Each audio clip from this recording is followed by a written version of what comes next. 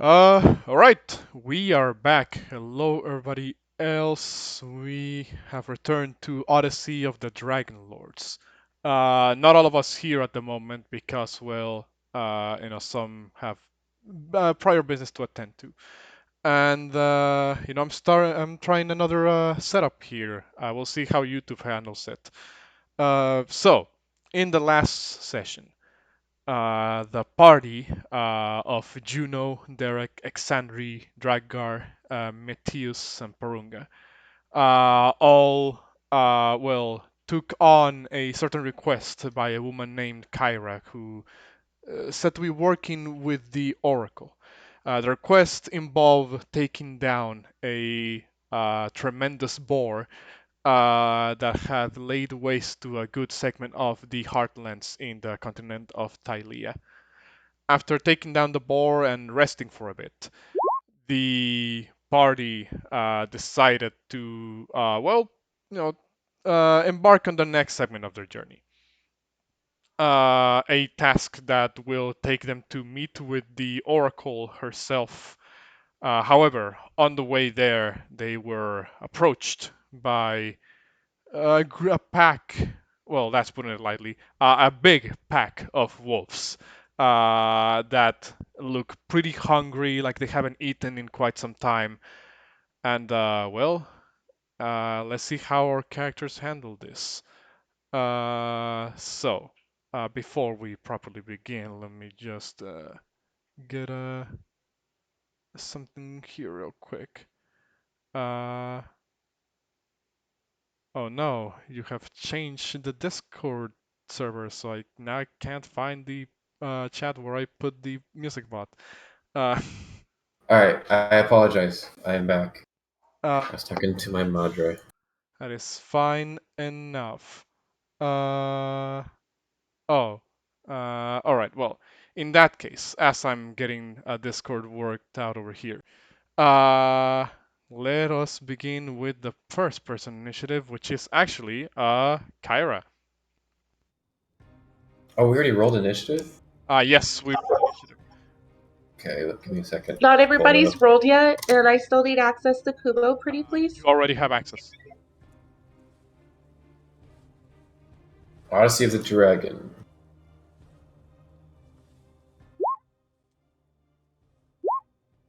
Alright, I'm in. Let's kill some wolves, boys. I'm no longer Landor. I don't care anymore about wolves. It will be what it will be.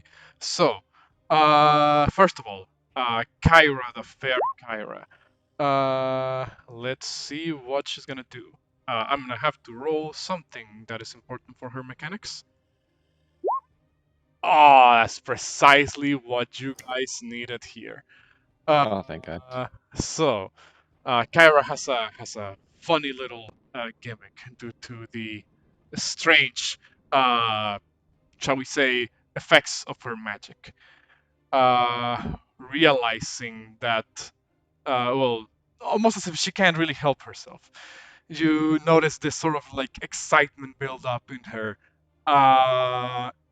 to that kind of begins to manifest in this wisps of erratic magic energy. Uh, this is what happens. Kyra's unable to resist the urge to cause mischief in every round of a battle. There's a 1 in 4 chance that Kyra will submit to this impulse, causing a random effect from the uh, a Wand of Wonder. So Interesting. now I have to look up this. I have to make sure that I have found the Wand of Wonder. Uh, Fireball the party. Let's see what she can do here. Let me just make sure I have the Wand of Wonder.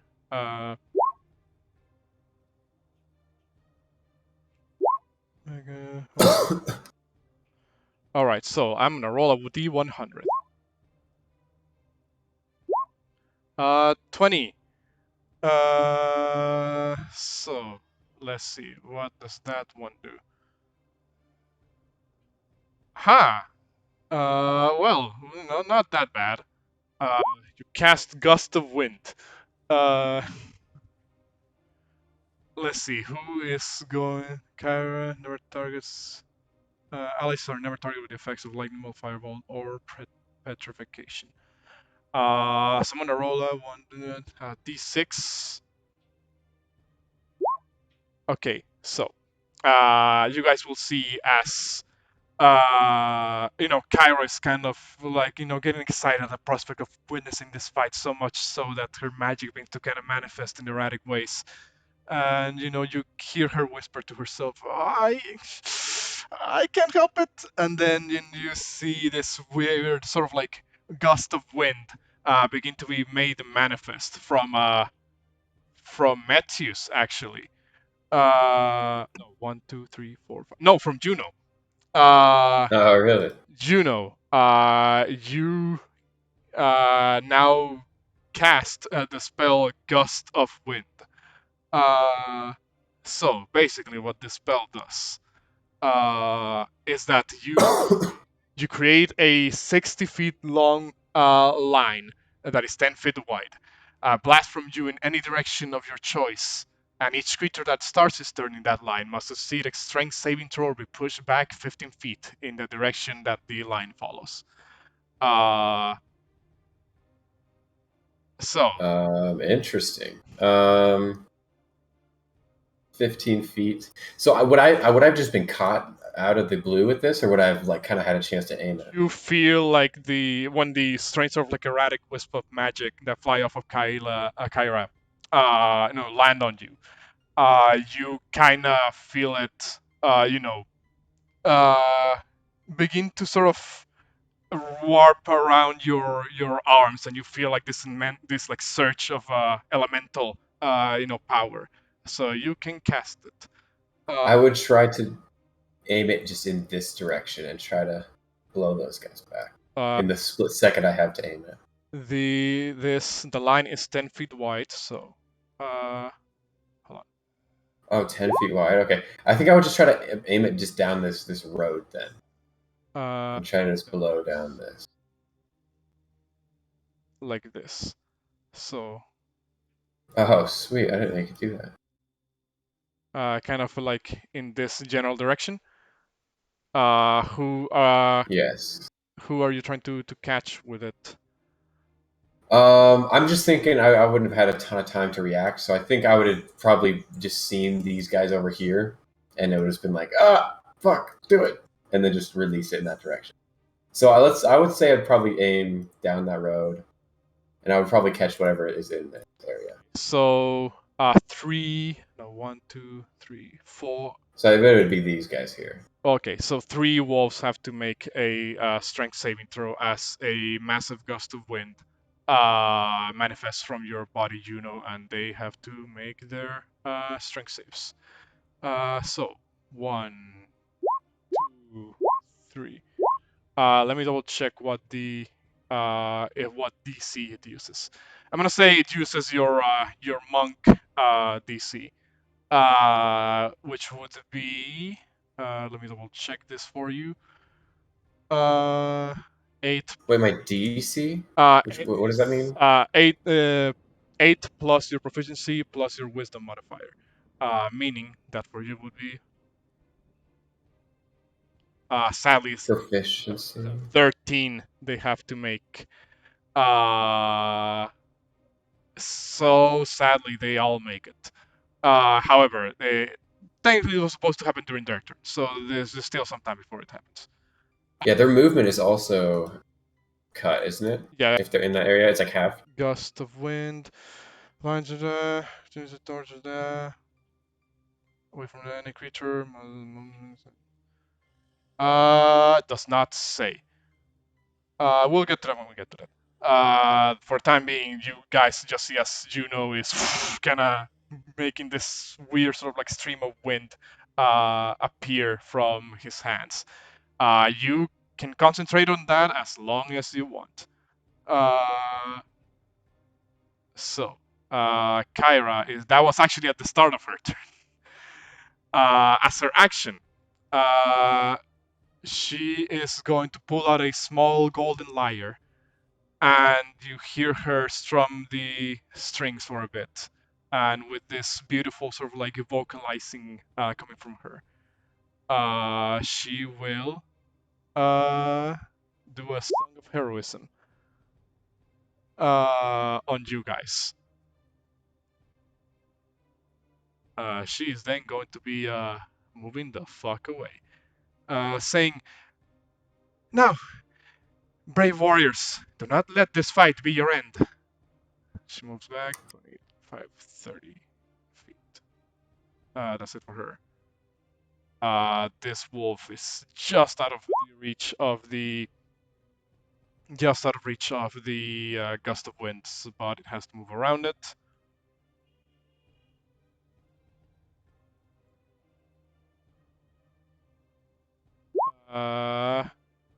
That is all of its movement speed. Metius. He's going to probably bark at Kyra, saying, "Where are you going?" and then cast magic missile at the large wolf Oh, up on the ridge. dire wolf. Okay. And magic missile. That's a good magic missile right there. So it's 14 points of damage on the dire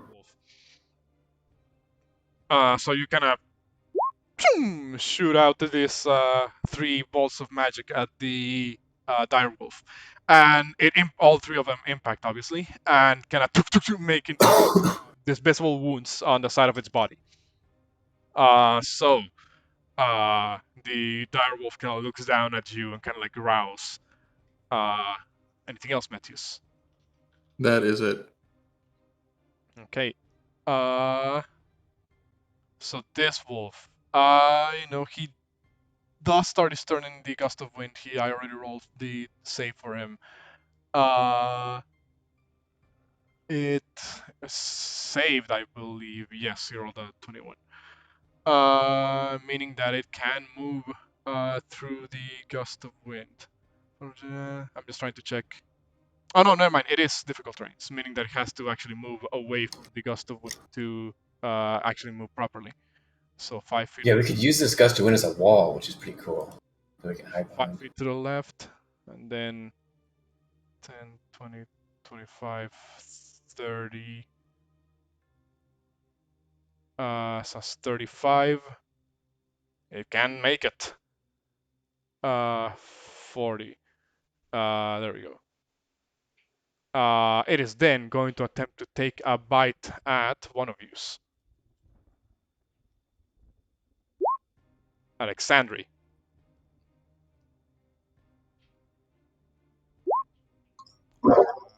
13. That misses. The wolf, mangy and, uh, hungry, tries to bite into you, but you deflect it with your armor, or maybe just avoid it. This one also made the thing, but it has to move to the side to not be in difficult terrain.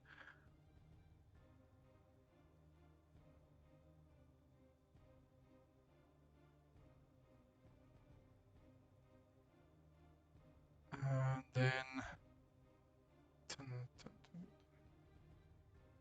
can't quite make it. As the end of the wolf's turn, this wolf that's all the way here in the back. 1, 2, 3, 4, 5, 20, 25, 30, 35. I guess they're right here behind Porunga, and it's gonna attempt to bite you, Porunga. Does a 13 hit?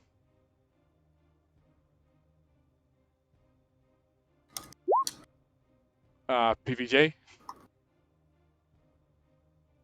PJ, you alive? Yeah, that hits. Okay. That hits. Okay. So you take 7 points of piercing damage, and you need to make me a strength saving throw.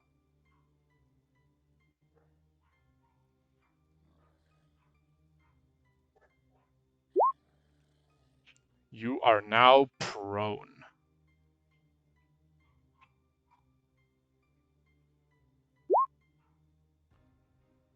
So you guys see as this wolf comes out of the literal woodworks and just bites down into Porunga's leg and just drags him to the ground. Oh shit. That is it. That is, however, it for this wolf because he already used all of his movement to do that. This one starts to turn in the thing, meaning has to move out of there. I should probably mark this down on the map of where the wall Wait, is. what? Uh, Hold on. Hold on, let me just see. Now am I on? Oh, Oh yeah. are you not in initiative? I did it. I thought I did it yesterday, but I guess not. I'll figure out what my initiative was last week. It says 7 right there. Okay, yes. Let me just double check. Oh, I'm not in initiative either. Oh, that's really weird. What did you roll? We rolled it last week, didn't we? Let me double check. Or did we roll it? Did you guys roll it today, or did you guys roll it last week? We rolled last week. I don't see your initiative roll anywhere. Did I leave before initiative was rolled? Ah, shit. Yeah, you left before the game was over. You didn't roll, and Rezkev didn't roll last week. I thought I did. I don't think I left before the game was over. Did I? Oh well. I think Well, I you guess I'm left a- like 2 minutes before. I thought you said you had something to go do or something. I don't think so. But No, I don't know. we rolled initiative like a little bit after session was over. Because we did it after I got done recording. Oh, that's probably it. I probably left when you stopped recording. And I must have forgot to when we came back. So, this other wolf is not in the gust of wind, so it has to move 10, 20, 25, 30, 40. Can't quite make the distance. That's a dodge. Exandri. All right. Um.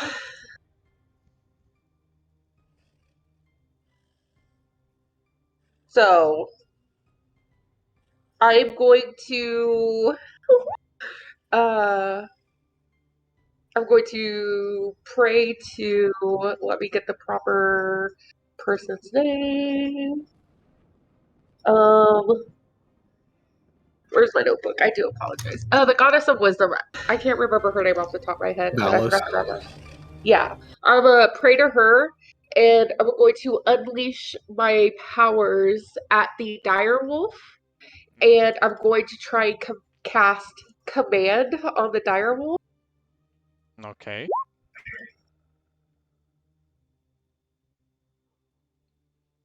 What is your command? I want it to retreat. Sadly, your spell seems to have no effect. Good to know. Because it does not understand the language, which is a requirement for command. No worries. Bonus action, I will.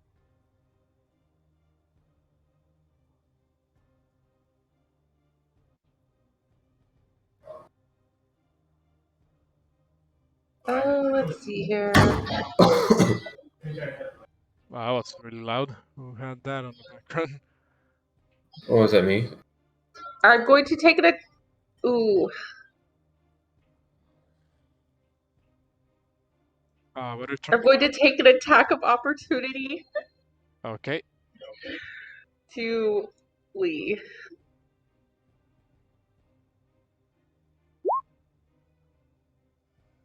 That misses. That will miss. Oh, hold on. You pass by the second wolf as well. I passed through Pumo. Give me a 5, 10, 15, 20, 25. Uh, And then I moved downward for 30. you moved. You're moving Derek there. Uh,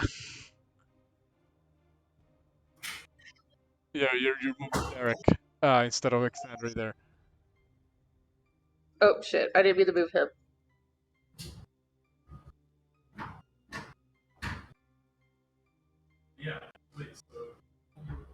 Okay. So there we go. And you stay there. Kyra sees you kind of like run up to her and says, let's make sure that the rest of your team does not fall to these creatures. Derek.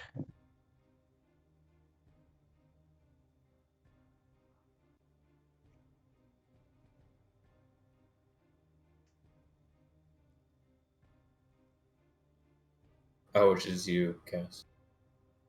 Yeah, Cass. Or mix, yeah. Hold on, it takes a long time to swap back and forth to mute myself. Sorry. He will.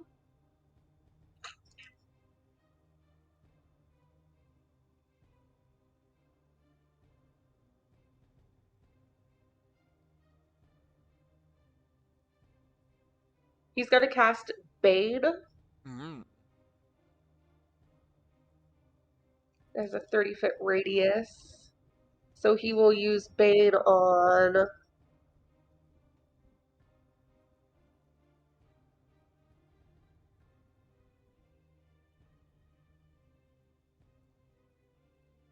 He'll use Bane on this wolf right here.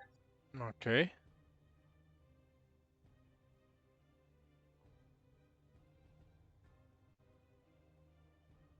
And this wolf right here, and this wolf right here.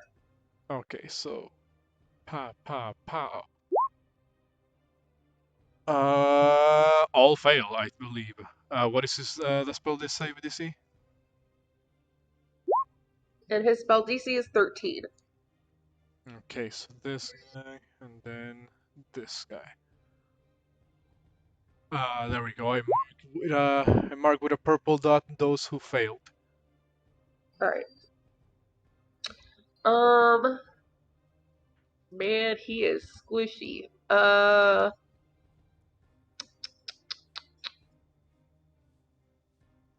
He is going to pull out his little flute and he's going to play a little tune and give bardic inspiration to Juno. Okay. Hey, thanks, And buddy. he will also retreat 5, 10, 15, 20, 25, 30. All right. Now he'll stand in front of Kyrie. Okay. Is that the end of Derek's turn? Yeah, that's the end of his turn. Juno. You are still concentrating on Gust of Wind, technically. Let me just double check something. Gust versus. Okay, yeah. On each of your turns, as a bonus action, you can change the direction to where you want the gust of wind to come from. Not to come from. Not to come from, but like kind of how you want to angle it to change the direction. Yeah. I'm gonna look around. Does it look like we're trying to flee right now? I guess it's a question for Cass. Are you guys running away with the intention to flee, or are you guys getting into a better position? Both both Derek and Exandri are not frontline characters. Okay. So it is natural for them to not be in melee range.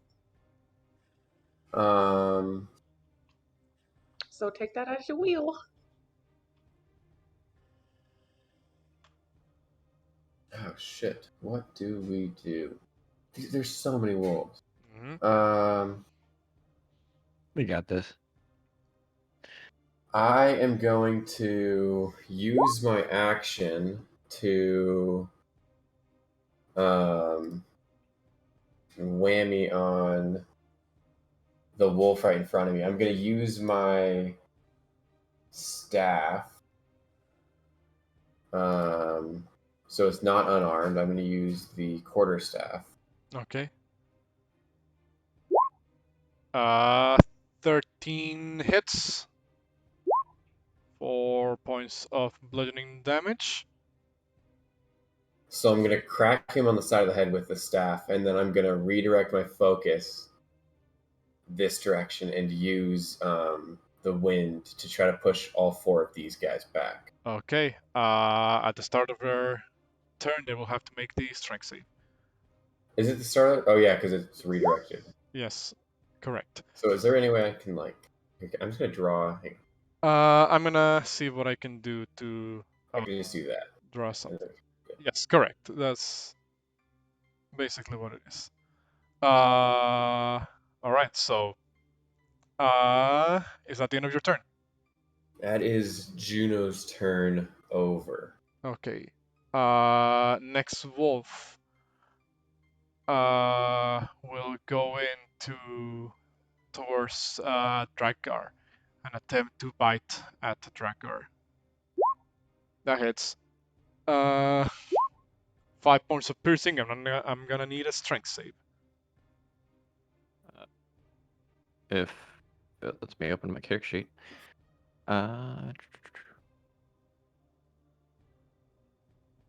And strength save.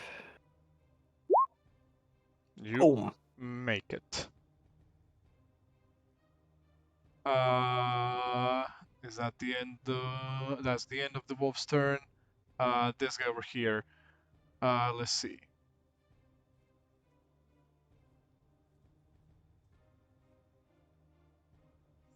35. 40.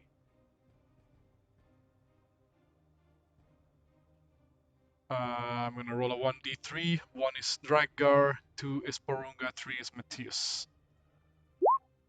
Drakgar. Another one coming at you. This time Ring. with pack tactics. 20 again.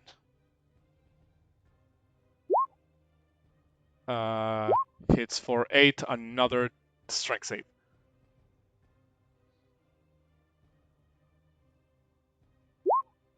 You make it. Porunga. You're being surrounded by a bunch of wolves. I'm gonna stand up and I'm gonna use magic missile on this guy. On who? The guy below me.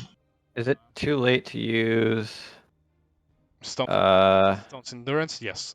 A little bit Okay. too late. That's something you call out during your turn. I did say I was gonna be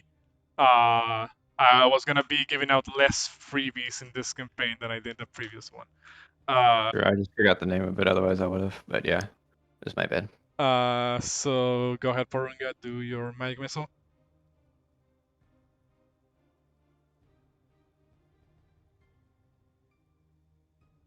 All right, that's 1, that's 2, that's 3.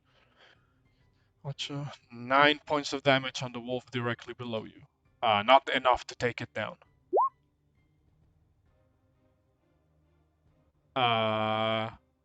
Anything else? I think I'm just gonna end my turn right there. Did you say you've stood up or not? Yeah, at the beginning. Okay. Why does it sound like there's an eagle in the background? Anyway, the wolf over here. This guy. Well, damn, Drakgar, you're just in front of everybody. It's okay. I can take it. Oh, more friends. Okay, bring it, bitch. You. I'll take you all on. 15 because of pack tactics.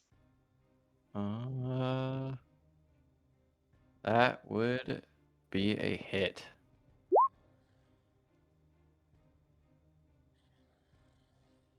7 points and a strength save. Oh, that's not right. Yeah, that didn't Hold on. look like the hell you were supposed to lower. Do you want to use Stone's Endurance now? Yes. Okay, then roll me a d12 plus your con. Roll. I'm gonna move this over. And my con is 2. So 6. You reduce the damage by 6. I mean, you only take 1 point damage. Okay. So I forgot what my health before was. the wolf kind of, comes by, tries to bite at you, but your skin kind of like hardens almost, as you kind of put an arm up to kind of, the wolf bites into it, but you feel like it did barely even like, pierce skin. That's it for this one. Last one.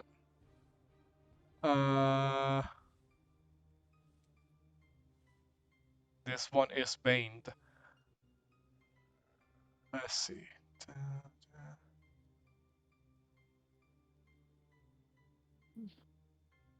So I only took 1 damage from the last attack, right? Correct.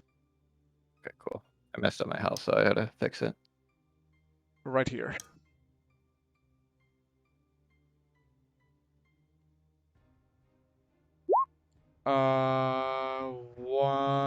Another one coming at you, Drakgar.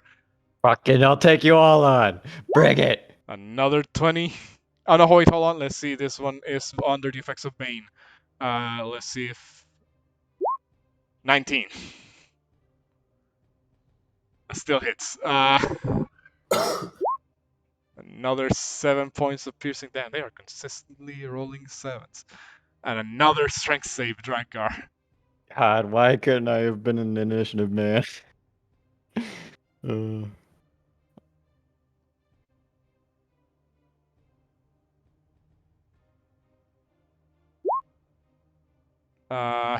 Just enough.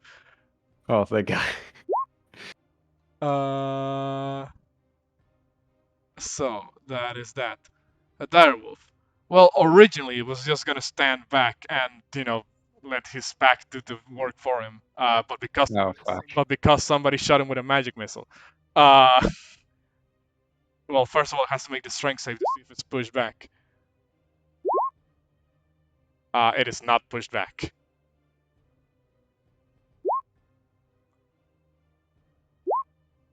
It does have difficulty moving towards us, though. Yes, correct. Give me a second. So 10, 15, 10, 20, 5, 30, 40.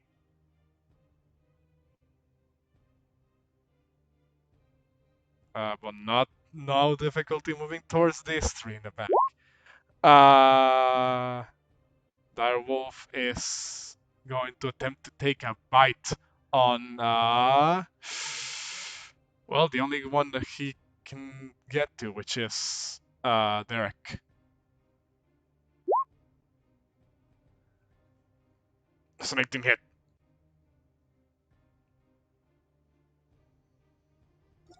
That hits. Okay. There's no way that doesn't hit. And it's a strength saving throw? And it is indeed a strength saving throw for 11 points of damage. And he's almost down. And Derek makes it. That is it, Drakgar. Finally. All right. First, I will drink my potion of healing. That's your bonus action. I do rule drinking potions a bonus action unless you want to make that your main action. I gotta do this instead. I'm gonna rage first. Yeah. So I can save my butt. You rage, and then I'm gonna drink my health pot. Roll me your healing through health potion. You gotta remind me on what dice that is. 2d6 No, plus thank 4. you. No, that is not a 2d6. It is 2d4 plus 2. 2d4, thank you. Fucking. Oh, that's unlucky. So that's 4 points of health back on you. God damn it. Oh shit.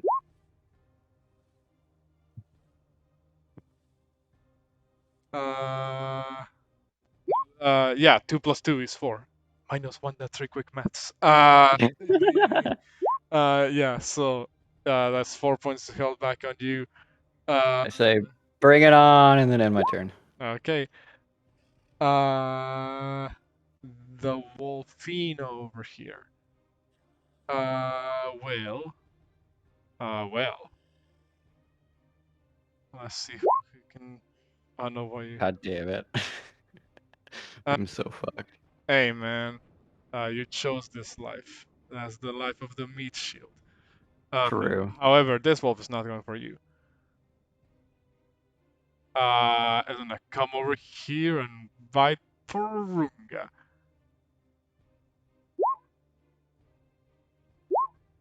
Yeah, I believe that hits. Hey man, Yeah, that hits.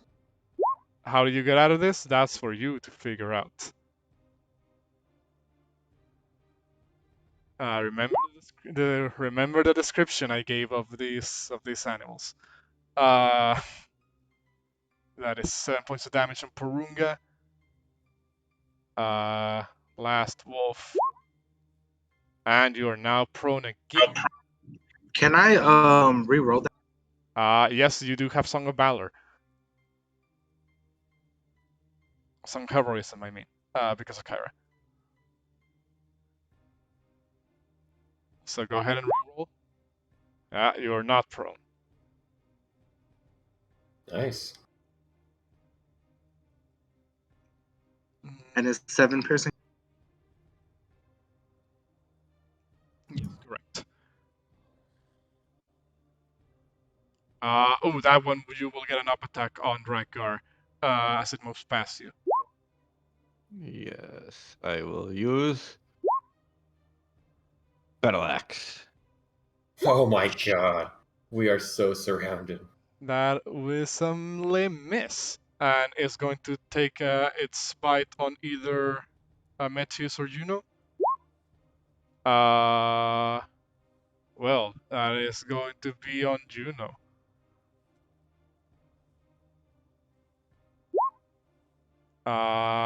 Pack Tactics is still in effect. So that's It's not gonna hit. It has to hit over 16. My armor class is 16. yes, but because of Pack Tactics, it is attacking at advantage, meaning the 23 will make that a hit. Oh shit. Fuck. Oh shit. I'm gonna need a strength save. You're good at those. You're a monk. Dude, we need to get out of here. Possibly. But if I move, I get 1, 2, 3, 4 opportunity attacks. Fuck me. 5, possibly 5 opportunity attacks. Oh, Jesus. Okay, so you make it. I still take 8 points of damage. Kyra, Kyra, help me! Kyra, how are we gonna help you guys get out of this? Can she heal me? She not quite. Pretty please. She does have something that might be just as good. She's gonna sing a song of perseverance. Now, nobody can properly, go unconscious. Instead, you can make a Constitution saving throw and be reduced to 1 hit point instead. Yes. Kyra then says, I'm not writing any of this down, so if you guys want to run away, I will not include that in the chronicle. I think that's a good idea. And We are not gonna be able to fight all these wolves. she's gonna fucking move back some. Well, I mean, if I try to run, I gotta take 20 opportunity attacks. So... Well, I think we're gonna have to pull some kind of special maneuver to get out of this situation. Okay. I will use my full movement to move here, and I guess take 2 opportunity attacks. 3 opportunity attacks. Okay. So, I believe 2 of those hit. I'm going to use my reaction to cast Shield, which gives me +5. Okay. So only 1 will hit? In that case. And then it's strength save. And then a strength saving throw. Good thing I have no strength. You Ooh. just make it. Just make it. Oh, Still take 7 points of piercing damage, however, but you can move all the way there. And then what do you do? And then I'm going to cast Magic Missile again at the direwolf. Okay, go ahead. Wow, 9 3 threes. points of damage. The direwolf is looking bloodied, and you notice that when the wolves see the direwolf all bloodied up, they seem to be shaken up a little bit as the pack leader is receiving a beating. And that will end my turn. This guy starts his turn in the gust of wind. Fails, gets pushed back 15 feet. Let me just double check gust of wind. Is pushed back 15 feet and prone, or just pushed back 15 feet? So semi-throw will be pushed back in the direction following the line. Okay. Meaning that it then has to move away from the line. Difficult terrain. Technically, 5, 10, 10, 15. Damn. It does not like this.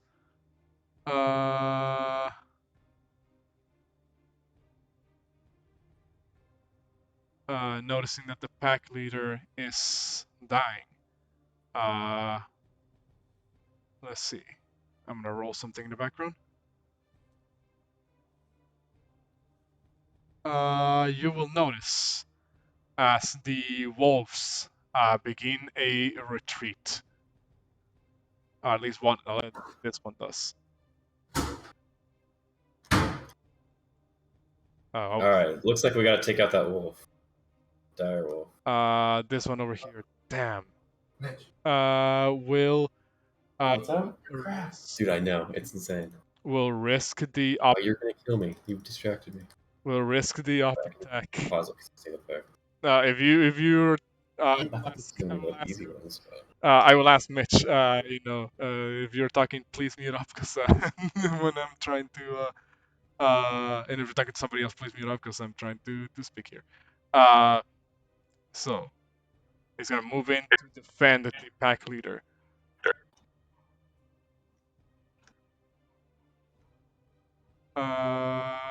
Actually, my bad. That's not the movement I should have done.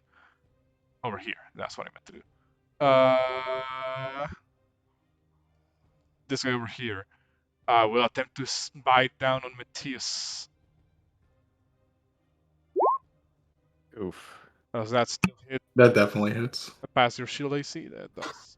Oh, is it? Do I still have my shield? Yes, you still have your shield until your next turn. My AC is 19 right now. Okay, so 21 still hits. Damn. Yep. That's a lot of damage. Okay. Metius falls to the floor. Oh no. Oh. Wait, was I able to hit that guy? Yes, you could have if you wanted to use your up attack, Porunga. Yeah, I was gonna hit it with the quarterstaff. Okay, then go ahead and take your swing.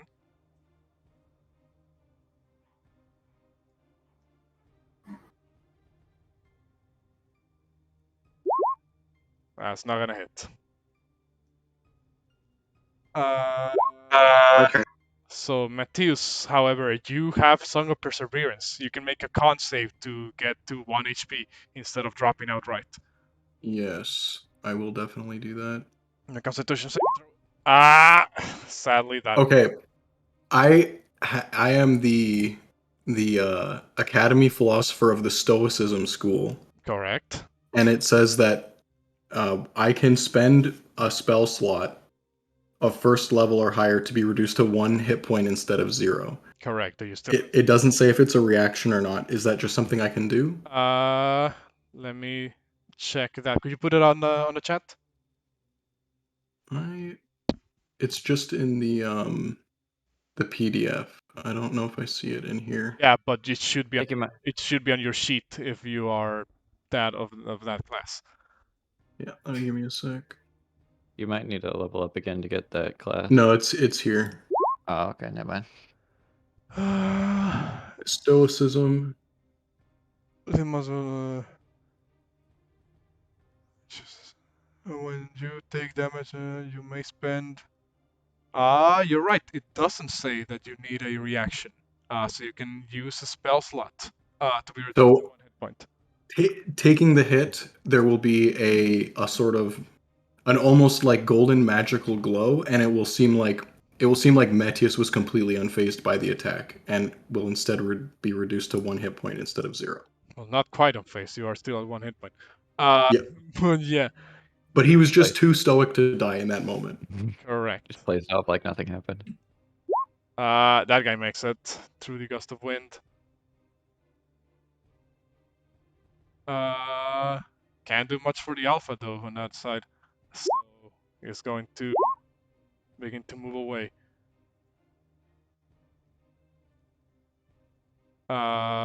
This guy.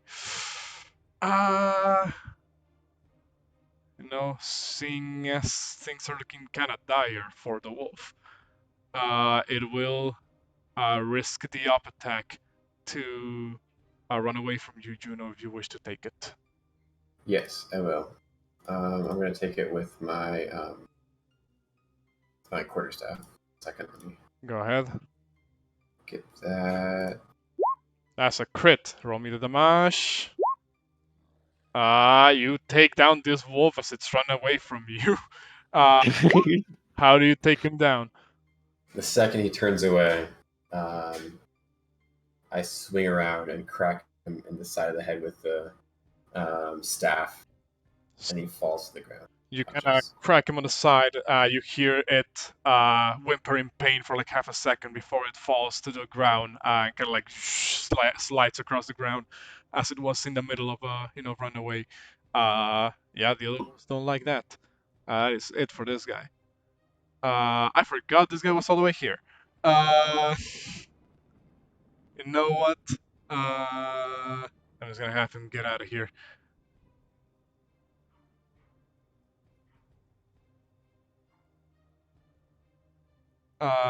Oh shit, I accidentally skipped one wolf turn. Give me a second. Oh, this guy's in the gust of wind, falls, gets pushed back 15 feet into the wall. Damn. Can't do much of anything here. It will just notice that the dire wolf is looking hurt. It will just move away. There, Exandri. Oh shit, thanks. Let's give your turn. Exandri, go ahead. While I reorder this. Alright. Not gonna lie, I've never played a cleric before. How does channel divinity work? I know it's an action, but like, does it take a spell slot or does it just take my channel divinity It point? just takes your channel divinity point away from you. Alright, so she's going to start glowing this like super warm like light, and it kind of feels like a hug. And she's got to use Bomb of Peace, and she's going to move here and heal Derek for 2d6 plus my wisdom, which is 3. Mm-hmm.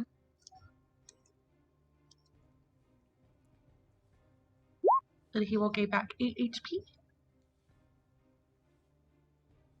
Okay, Derek. And then I'm just gonna use. So can I still use bonus action healing word in this situation? Correct. I've read it like 4 times, but I can't quite tell if I can still use this spell. You can, because it takes up a Okay. section. I will. Technically, you can also. Can I use it on more than one person? That was my other question. Yes, you can also use it on another person. I will use that on Matteo. Metius as well, and he will gain back 9 HP. And then I gotta scroll in to see how everybody's health is up here. We're good.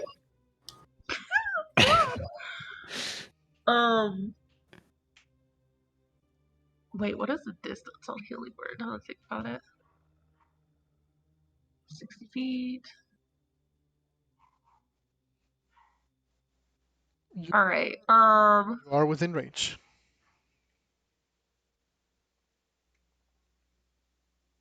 I will healing word.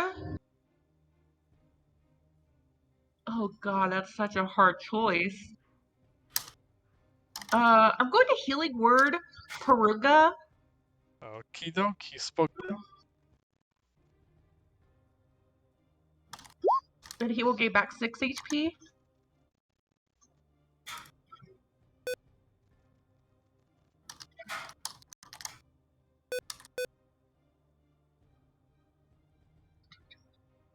Oh no, oh no, oh. My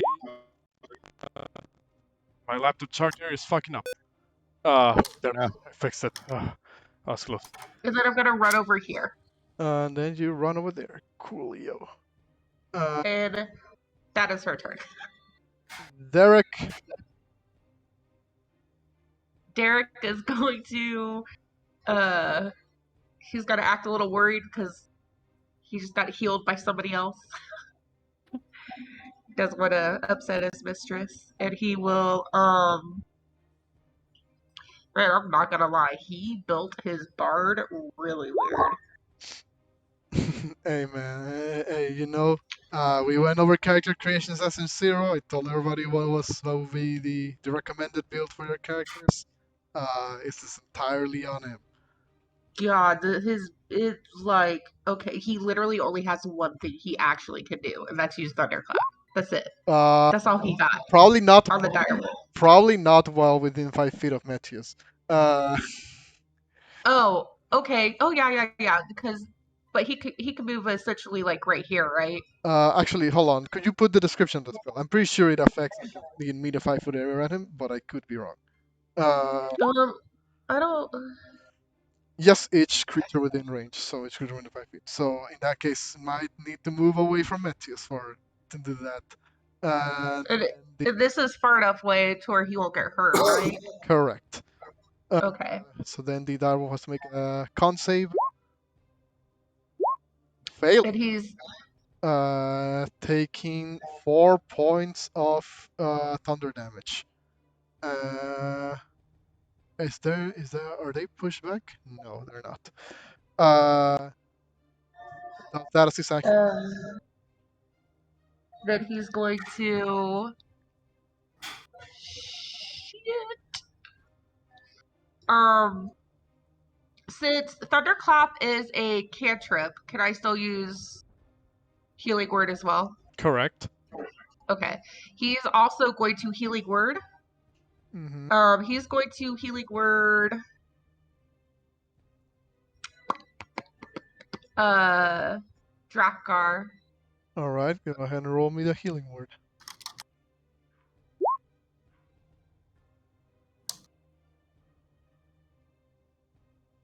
Six. And then ooh. I think Derek. 5, 10, 15.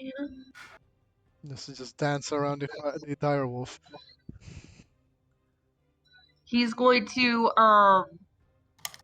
kind of back himself up against the wall to because he just hit the direwolf and it made like a really loud noise, so maybe the direwolf will focus him so other people can run by or something.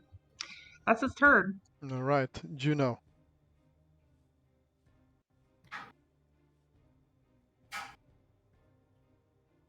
Oh, Juno. I forgot that's me. So I guess this is a question for DM. I've been looking through my abilities and I didn't see one, but I thought that the monk had the ability to use a key point to have some kind of evasive maneuver where he can move without being opportunity attacked. Step of the wind. Do you have step of the wind on your sheet? I do have step of the wind. I don't think I see it. You can use a key point. Okay, disengage. Okay, I see. Okay, so and then my second question is, how many key points do I have at level 2? Oh, 2. It matches your level, right? Something like that, yeah.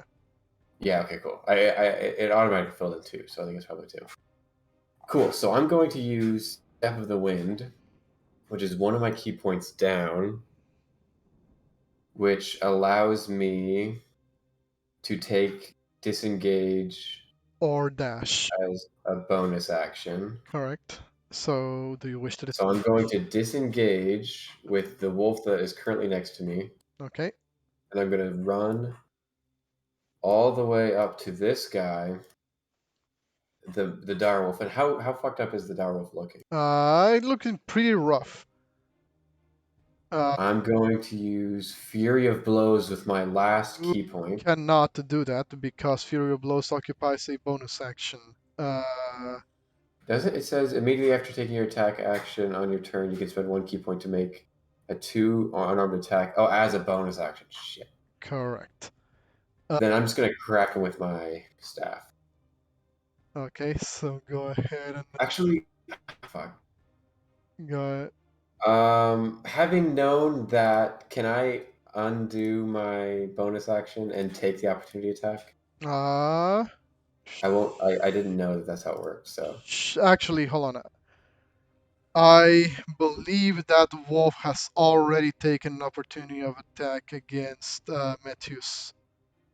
oh, okay. Then I run here without that. And I'm going to take 1 crack at this guy with my quarterstaff, and then I'm going to use Fury of Blows to hit him twice more. Okay, go ahead and take your swing. That'll miss. That'll miss. That'll hit. For 5 points of bludgeoning. Ooh, the direwolf is on his last legs. Whew. That will be my turn. Wolves. Not again. And seeing how the leader of the pack seems to be about to fall, demoralized, they'll begin to move away. And that would be a. Oh wait, is that never mind? I mean, do you wish to take the opportunity? Yeah, yeah. Yeah, that one moving. Okay, cool. I was just making sure. I thought that was the one. Go ahead, take your up attack. I'll miss. Damn it. It is then going to dash to effectively get out of here. This guy also gonna run away. Porunga. That'd be another one. No, you only get half one. Oh, yeah. Sure. That's Forgot about 40. that. And then 35, another 40 as it dashes away. This one over here will 40, and then another 40 as it dashes away to get out of here. Porunga, it is your turn.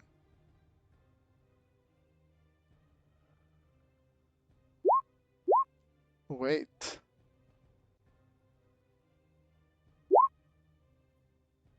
PBJ, I think your mic's muted. PBJ, you might. Okay, 1 second.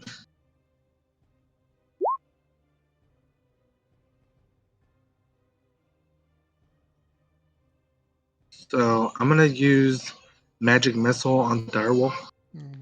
Okay, first level spell slot. Go ahead and take your magic missile attack.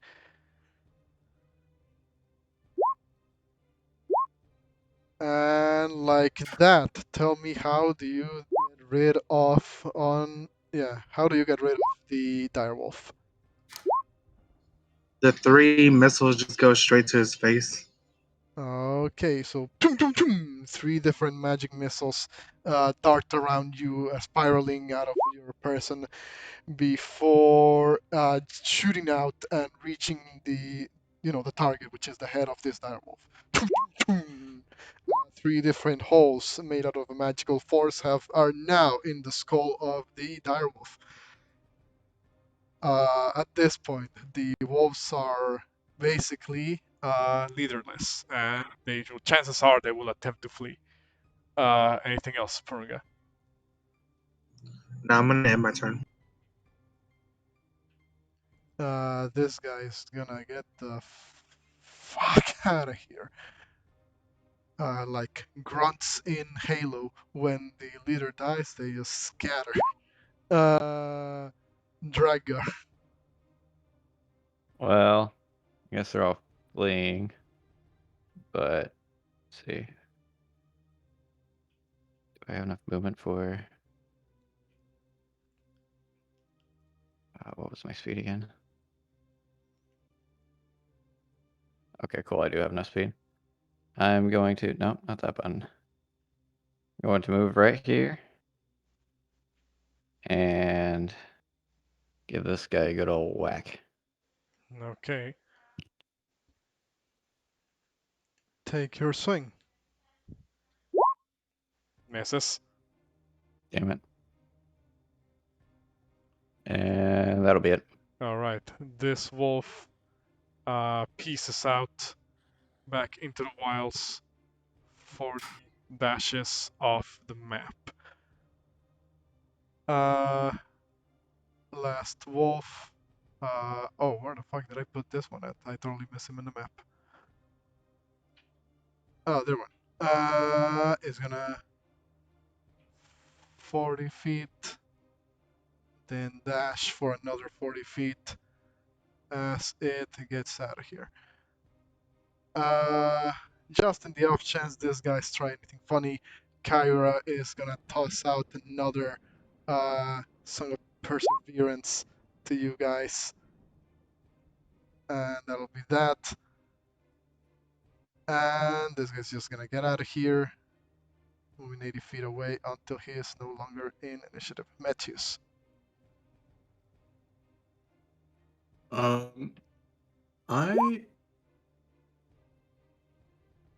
am too close to normally cast a spell, right? It'll be a disadvantage. Wait, what spell are you casting? Like firebolt. Yes, Firebolt. If it's a range attack, it goes at disadvantage. Okay, I'm going to use my quarterstaff two-handed to just try to hit the wolf beside me. Okay. Um, Hits. okay. And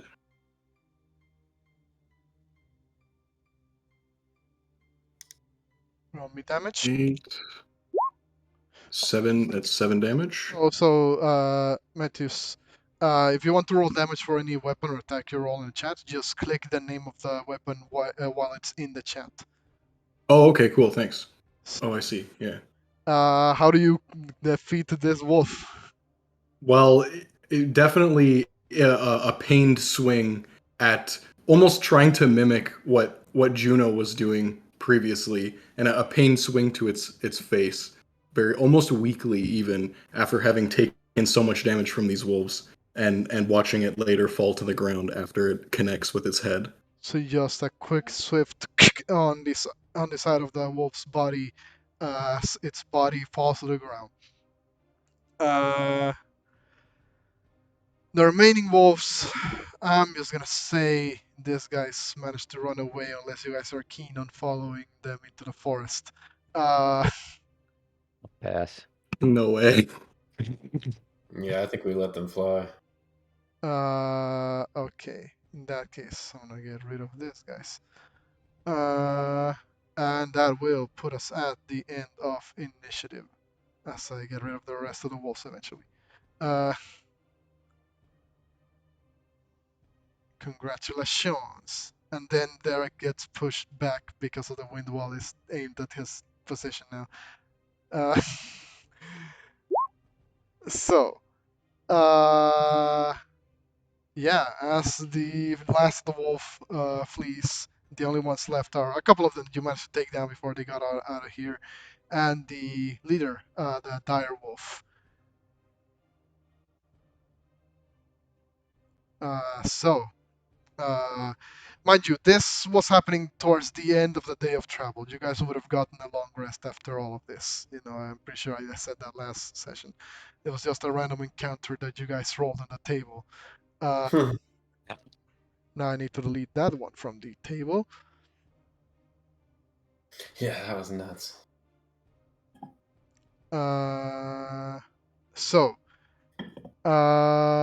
Yeah, as the last wolf leaves, Cairo will look at the rest of you guys and say, "Whew, that could have gone a lot more worse. Is everybody alright?" All good. Relatively speaking. Well, I say we all deserve you guys all deserve a well-earned rest. That would be nice. Indeed. Let's set up camp for the night and, well, forget that this little incident happened. Unless you, of course, wish me to chronicle it. I am, of course, going to have to embellish it a little bit more if I was to make you guys look good. I thought we did pretty well. What are you talking about? Yeah, I also think we handled that pretty well. I mean, Oh no, most definitely. Most definitely, you all did amazing. It's just that, well, it was looking pretty bad towards the beginning there. Yeah, I'll give you that.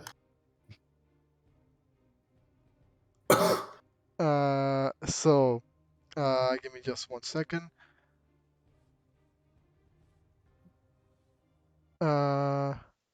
So, in that case, I'm gonna move you guys back to the little overworld map. After this little incident with with the wolves, you guys, well, settle down for the night. Hopefully, without any further interruptions. You guys get a long rest in. Refresh all of your health or anything that you may have used up during the fight. Uh, Before it's sort of like a bit of a the last sort of camping day before you actually reach the Temple of the Oracle. uh you guys, as you continue your travel, will good job everybody, yeah, will continue on your way towards the Temple of the Oracle. You approach what appears to be a almost like a ravine of sorts. Uh, there is a drop that kind of leads into what, from this distance, you believe it to be, well, like the bottom of the ravine, with a noticeable sort of river of hot water flowing at the bottom that you can tell is hot because there's a couple of geysers, in the bottom of the ravine.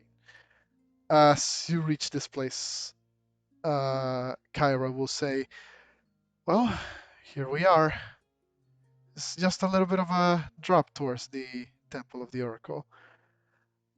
Um, I hope everybody is good at doing some little bit more walking here."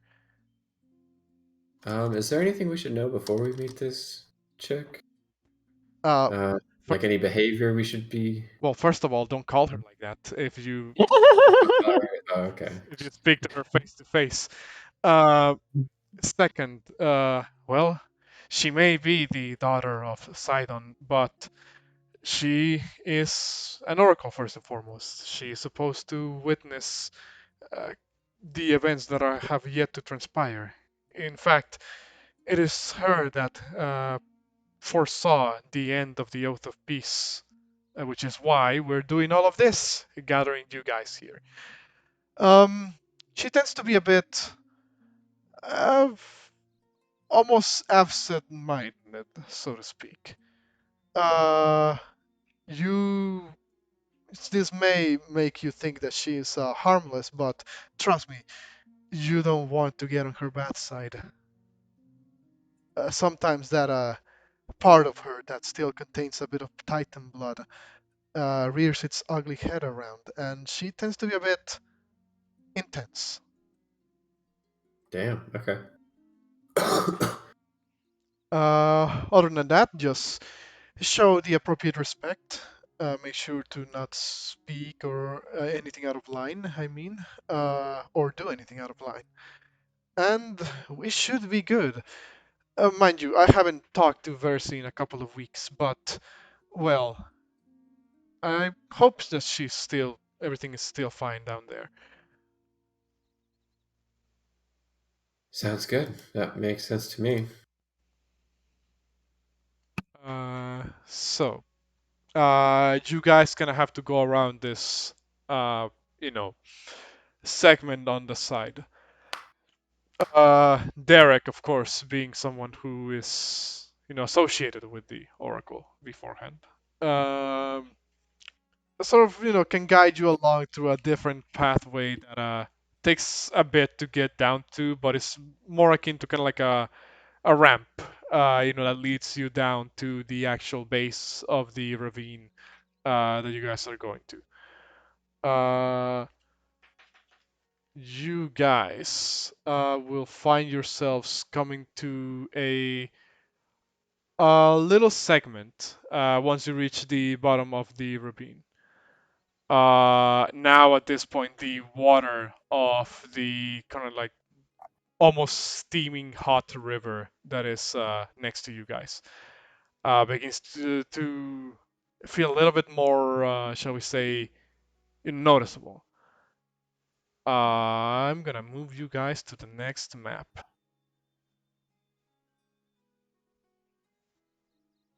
I know it is dark for everybody. I can't see nothing. Just give me a second. I'm gonna be placing you guys down in a moment. Or you can place yourselves down around here.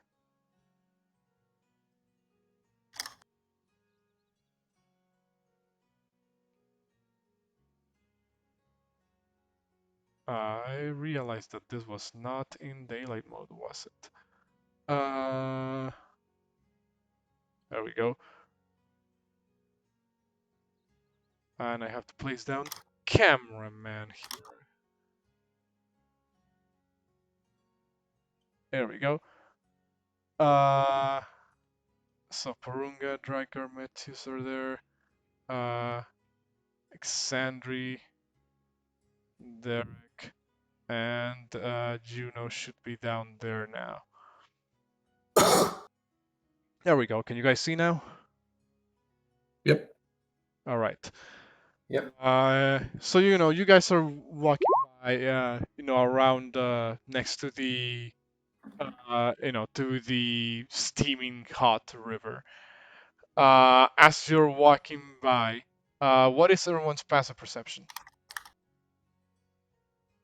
I think mine's pretty high. 1 second. Well, Mine's 12.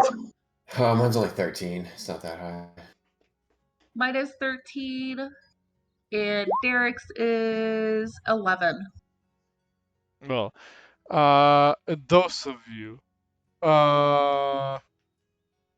with a passive perception of 13 and above, will notice this strange formations in the in the river.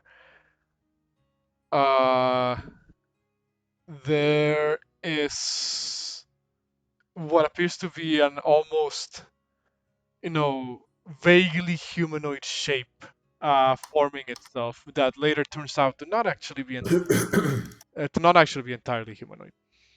Rather, looks more like a creature with this elongated sort of like face, with a set of wings, perhaps, that seems to be made entirely out of the steam of the river. Uh, the Oh shit. figure seems to kind of hover within the vapors of the geysers and the other segments of the water, and kind of sees you guys approach, or rather arrive here at this at what you believe to be the front of the Oracle's temple. And turns to look at you guys and says, also make sure to have refilled your health. You don't need to roll hit die. I did say you guys got a long rest after the wolf encounter. Yeah, I'm trying to open my character sheet currently. Uh, Yeah. the creature turns to look at you guys and says, "Ah, fair travelers! It's been quite some time since I've seen some important-looking people such as yourselves. How do you fare this fine day?" Doing pretty well. Metius would have never seen anything like this before, right? You can make me a nature check. Okay. Can I also be making a nature check to see if I read anything about creatures that dwell in subterranes like this? Sure.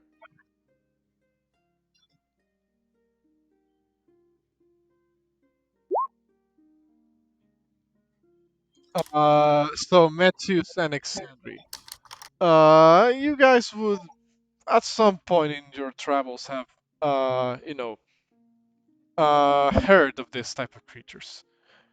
You would know that these creatures are, well, first of all, they're not your average, monster or what have you.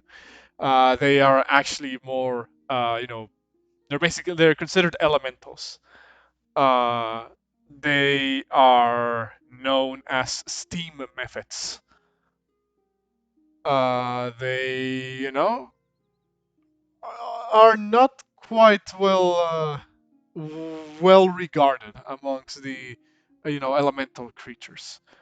More often than not, they are compared to, like imps, like tricksters of the like.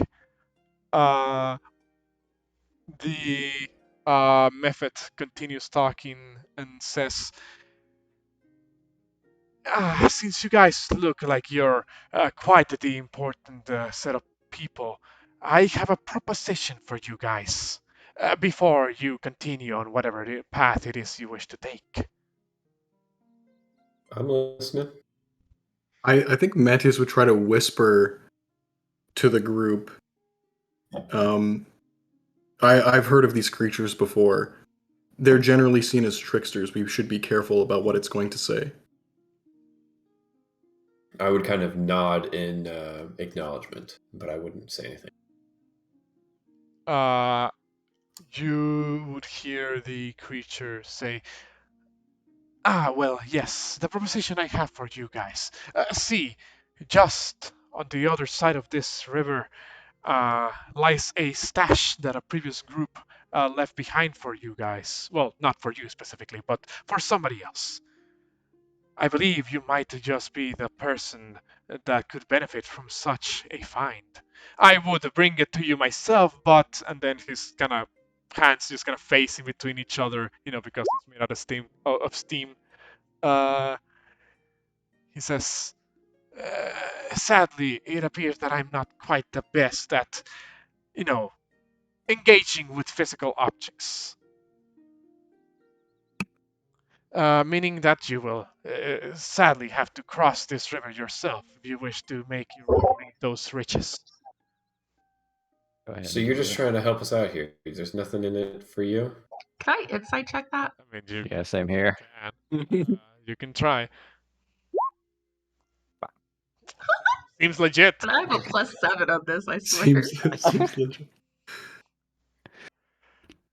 Yes, of course. I'm merely only trying to help you out.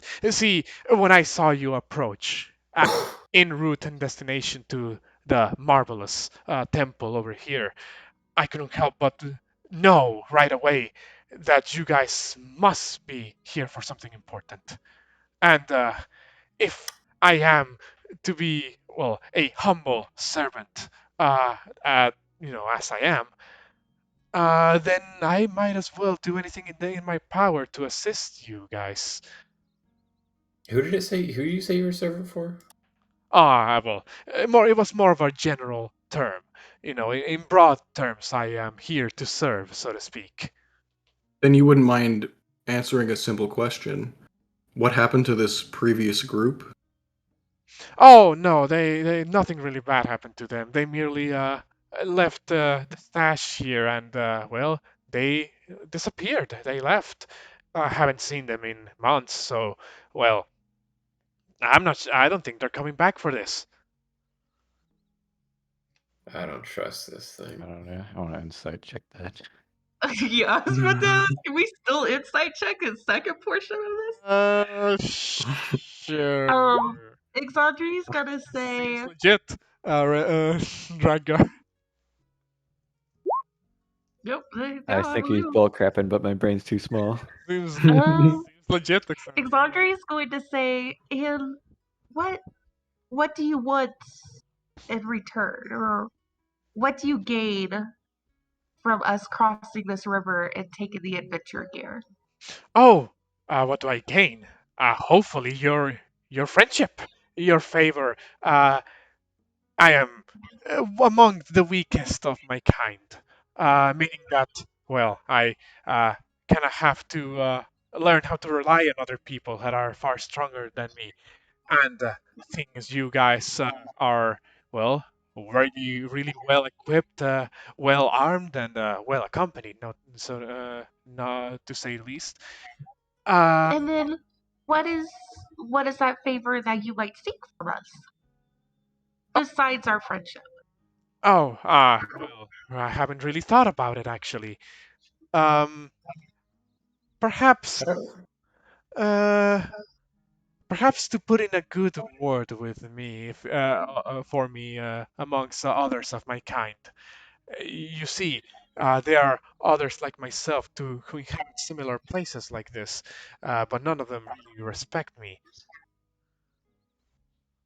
Uh, so, if I am friends with a strong-looking band of warriors such as yourselves, certainly they'll respect me after that. And why does their respect towards you matter so much, if I may ask again? Well, and look at me. My body is weak. I can do little. Uh, to be completely honest with you. Uh, meaning, Well, I don't think so. I just think the things that you could do are different than what others could do. that may be so. I suppose it's something that I will have to do a little bit of a deep introspect. Uh, in any case, are you interested in that cache or not? Can I? You said it's just on the other side of this river, right? Yes, correct. In fact, I'll just move it out of the way. He kind of moves to the side to kind of let you take a clear look of kind of like the stones that you can use to cross over. I see that he's hinting at those ones at the upper area. How far a jump would it be? So would this be a 10-foot jump to this one over here? I mean, uh, are you like the rocks are not particularly too wide. They're wide enough that a creature can like cross over, or like stand in them from enemy. Hold on, Xandri. As you cross over the river, uh, If Xander's going over, I'll follow right behind her. uh, I don't want to go Um, alone. she has wings today because she's happy she's alive. yeah. Well, you fly over the river. Oh well, you fly across. I mean, uh, as you You guys just see these really gorgeous silvery wings spread out from like her lower back area from underneath her silky cloak, and she'll just fly across the river and then land gracefully and put them back away I was gonna say, and tuck her cloak back around her. I was gonna say, What?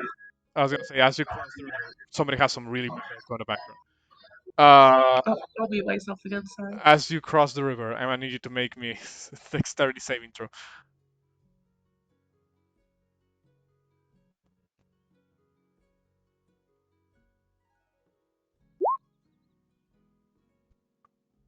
Uh, give me a sec. So,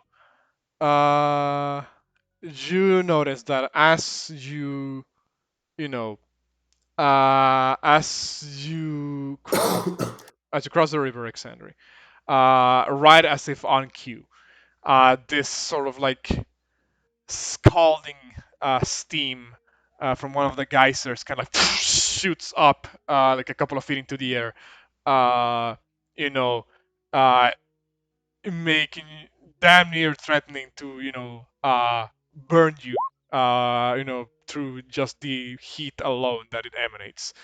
Uh, and you cross over, and then but you manage to make it just fine. It was really close to hitting you, however.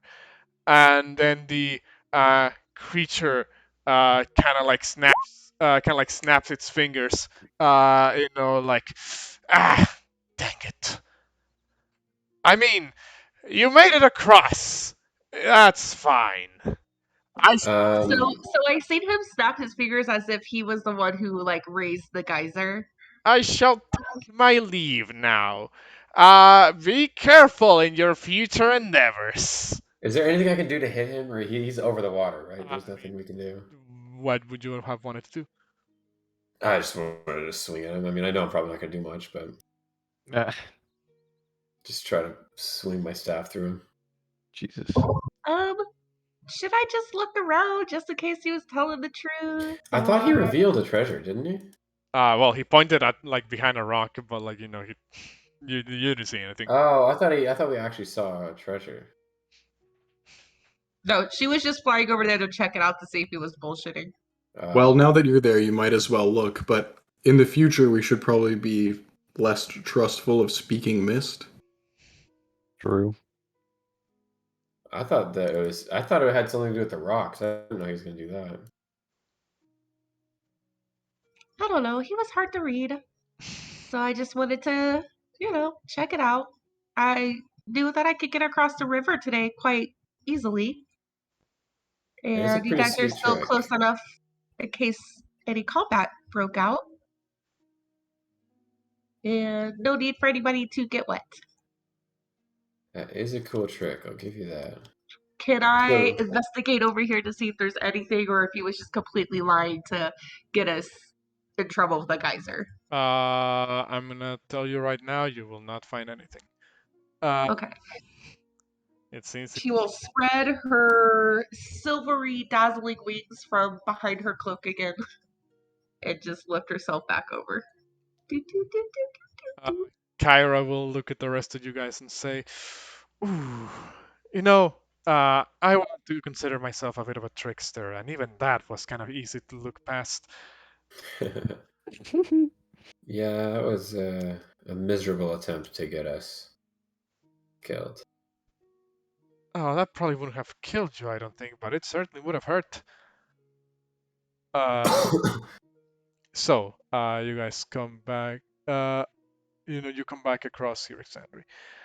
And well, you're basically standing right in front of what appears to be this kind of like, if you ever seen images of like old Greek styled temples, it kind of looks like that, kind of like this set of steps that lead up onto like a lot of different sort of like marble looking pillars that hold up a triangular sort of like front looking segment of the building.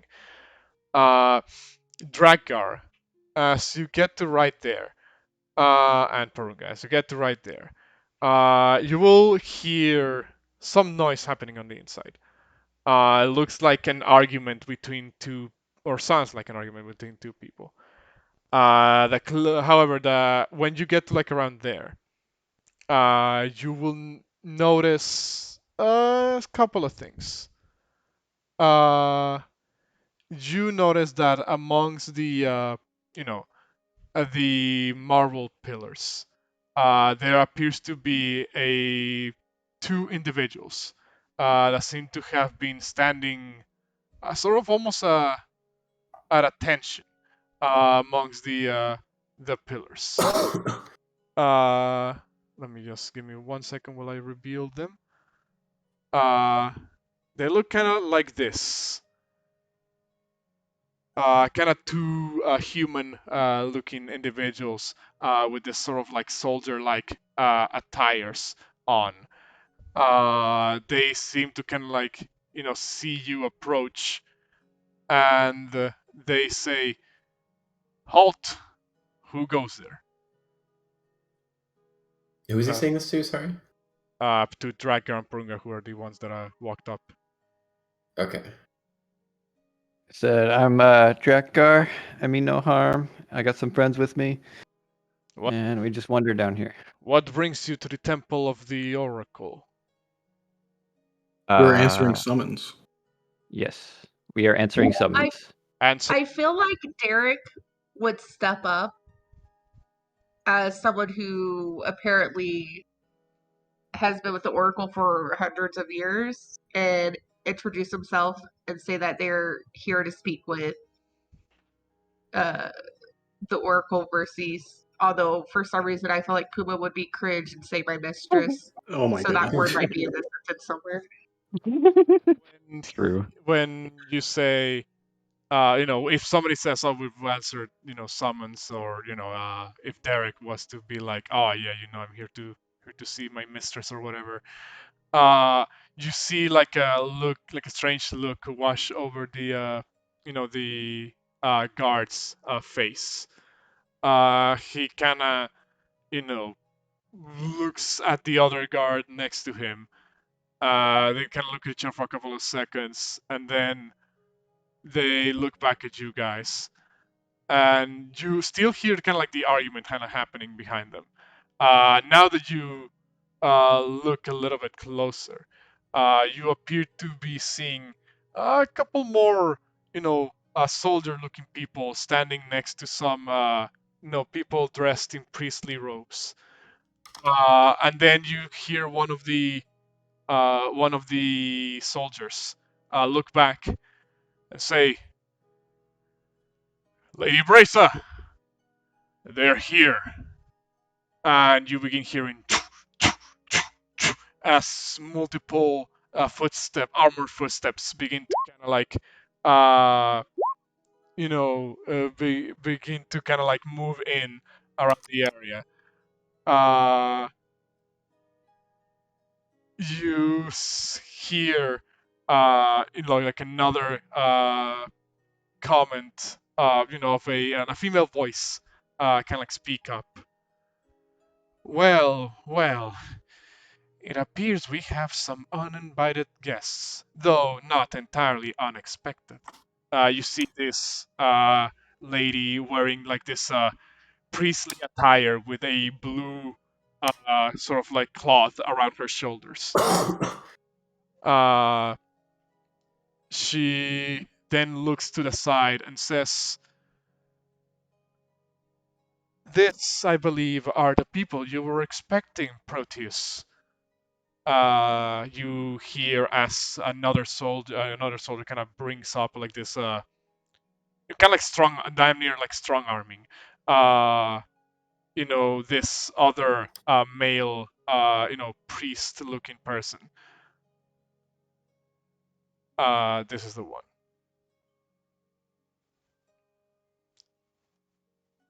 Can you trace their names in chat so I could spell them properly, please?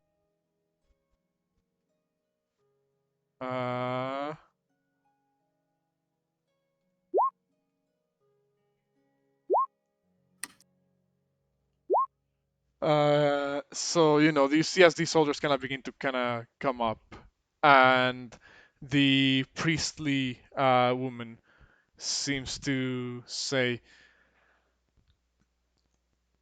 "I take it you're the ones that are here to meet with the Oracle, correct?" We are. Well, And that is quite unfortunate.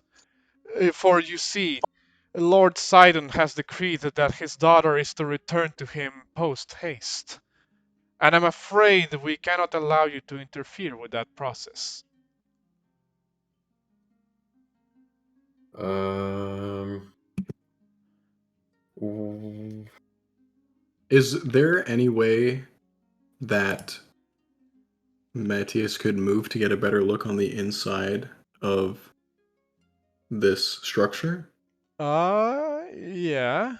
If he were to sort of slink over over here.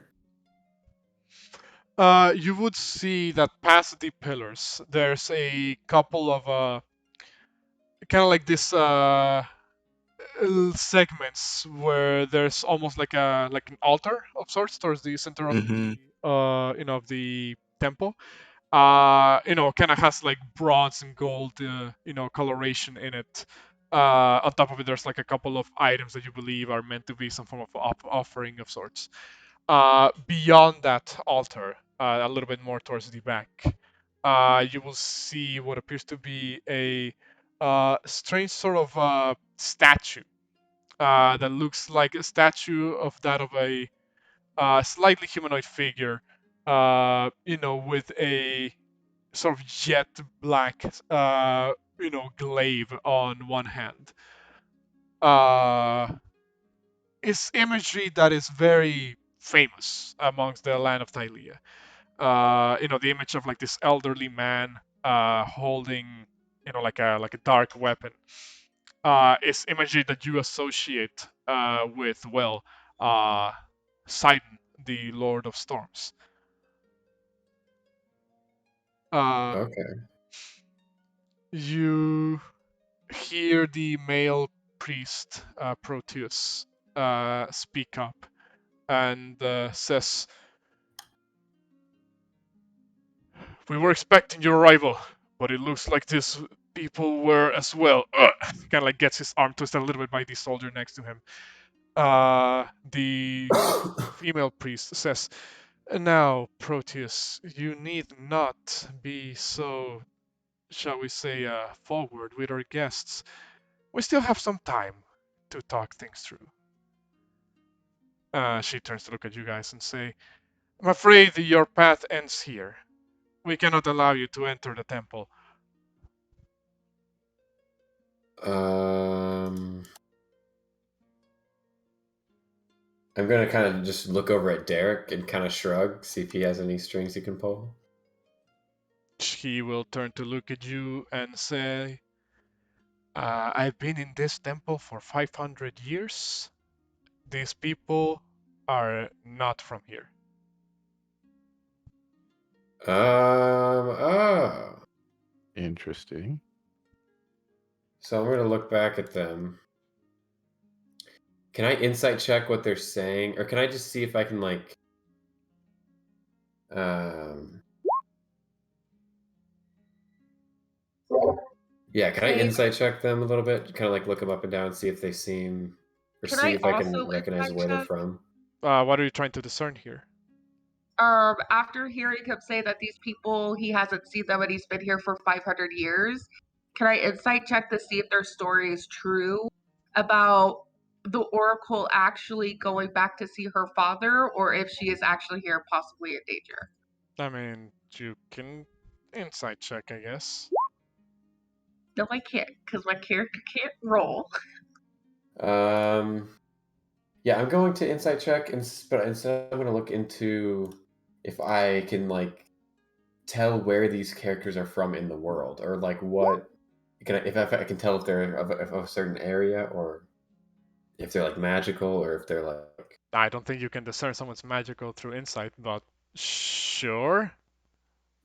more so just trying to determine who these people are, like where they come from. Where's insight? Golly. Well, you can roll me insight or religion. Oh, are you kidding me? I rolled a 2. You Pumo, guys, I mean, Derek can roll too. I was like, Pumo just messaged me and asked if he could roll since he knows they are not actually from this temple. I mean, you can roll if he wants to. Nope, we can't. Nobody can roll. What's a roll? I mean, even with like this low S rolls, uh, through conjecture, if what Derek says is true, then these people are not from here. And you did overhear Brisa, the female priest, speak something about, Lord Sidon demands that she returns. Chances are these guys are from the Order of Sidon. The main sort of like force, shall we say, behind the praise of the Lord of Storms. You will hear the male priest kind of look over to you guys and kind of says, "Do not believe a word that this woman is saying. She's merely biding time for her witch to capture the oracle." And he kind of gets strong arm again by the soldier next to him. Mm. And then Raisa says, "Now that's not a nice thing to say, Proteus. Lest you forget that the lives of you and your fellow acolytes are now in the hands of the Order of Sidon. Please, forgive my former ally here." Um, She's just gonna look at the group and she's gonna be like, so okay, Cassie question, not Exandri. The guards are currently backing up Bracia, correct? Correct. Protus is apparently on the side of Bracia, but he's currently being restrained and just told us. If that's how you interpret that. Well, I just remember something about like someone was holding his arm or something. Well, yes. Okay. Zandri's gonna look at the group and she's gonna be like, in a very, very quiet tone, she's going to be like,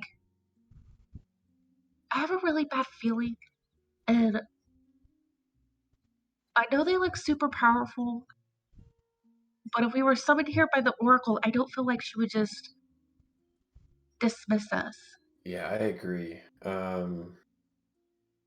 And look they're at Kyra? Oh, sorry. I'll let you speak, Cass. and then Pumo most definitely would probably be in a tizzy right now. Mm. Well, Pumo would probably try to hit Umbraza. He would. I think Metius would probably try to call out to Proteus and say, Proteus, is the Oracle still inside? She is probably going. The witch is attempting to kidnap her. I kind of gets restrained by the soldier, and then Raisa says, "I believe we've lost enough. We've wasted enough time here." We have to do something Can quickly. I quickly agree. before we do this? Can I kind of like look into how strong these warriors are? Are they way above our fighting power? I mean, they look like armed soldiers. Like armed way more than we are? Well, they seem to be wielding like like breastplates, shields, spears. Yeah, that's not stuff we want to fuck with right now. I'm gonna be like, all right, well, We can take them. we're disappointed to hear that, but let's get going, guys. Mm, And I'm gonna like kind of usher people back so we can kind of make a plan as to how we're going to get in this place. I Hold don't know if we have time for a plan. What are you gonna do, Drakgar? Are you just gonna run in and fight 12 armed guards? Don't tempt me. I'm trying not to, because I think you'll die. Well, I'm waiting for Puma's reply, but I'm pretty sure he's gonna run in and use Thunderclap on the 3 guards in the front. If he approaches with the fighting intent, then Oh, I'm gonna lose power. Sorry. uh, 1 sec. if he approaches with a fighting intent, then that will be. I won't let him go alone. So if he's going, I'm gonna follow Um, with an attack lined up right along with his. Okay. that's going to be initiative, y'all. Guys, I think that we lose this. Where's my shot? No. I'll be having initiative this time. Nice. Big 4. What are you? You're level 2, Luke. What are you gonna do? Exandri's gonna whisper as we roll for initiative. Free Protus, he might help us. Hee hee. Don't worry. I got this. Maybe. Yeah, Puma would definitely get ready to fight. Oh, baby! Okay, in that case. Oh, what? It didn't put me on. Can I still take that roll? Even though I thought I had myself clicked. Sure, you can still take. Puma's pissed. He's ready. So what's Pumo? Where's Pumo at? Why is he? He's in California. He's Okay. listening through YouTube. So he's listening to our stream and then Oh, DMing me some things. what's up, Pumo? I was sad you couldn't make it. Yeah, we miss you, Pumo.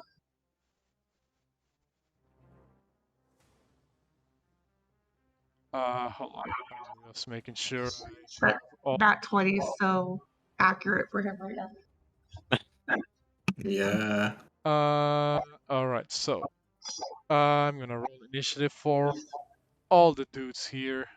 As they see you kind of like ready for fighting, Brace kind of commands the soldiers, and she says, "Stop them, kill them if you need to. The plans of Lord Poseidon will not be interrupted."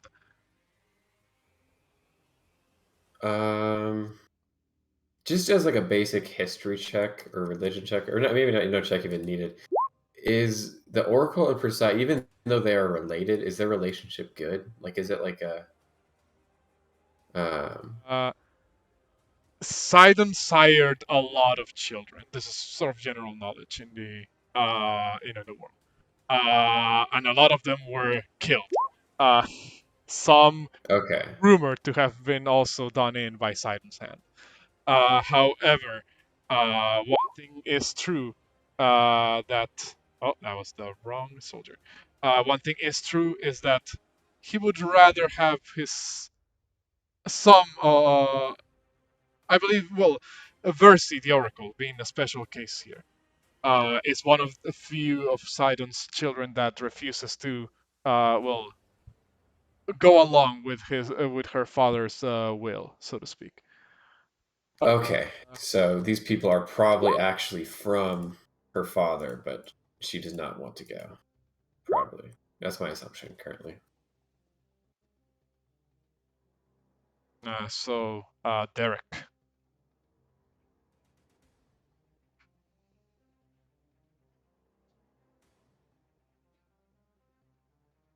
Derek. Which is Cass? I think you're muted. Did she die? No, I There did we not. go. Just a storm, so everything's laggy. Oh, feels bad. It's like mega laggy. Because my power flickered. Derek said that he takes out his instrument and he starts playing a ballad that sounds very, very aggressive because he's really pissed off. And he's going to cast a Bane Main on who, and who? on the first 3 soldiers in line. Okay. And he says, as he's starting to cast his spell, his colors change from a sorrowish blue tone to an evil demonic purple. Okay. Oh, wow. And he will scream, "Unhand my mistress," as he casts Bane on the Chips Fedora. Well, sadly, only one person is afflicted by Bane. And then he will continue to play as his demonic purple energy will wave through the air and surround itself and wrap itself around Drakgar as he gives him bardic inspiration. Thank you, thank you. And then he's gonna be like, "Please help me save my mistress." Will do. Okay. And then he will step back a step. Into the steaming hot water of the river. Oh, is he in the water if he stands there? Just kidding. I was just fucking with you. Oh, I was like, "What?" Did you just imagine? You just- The back of him just burns. All right. So, Drakgar. All right. First, rage, and then I go over to this guy, and then I give him good old whack and gonna be doing it recklessly.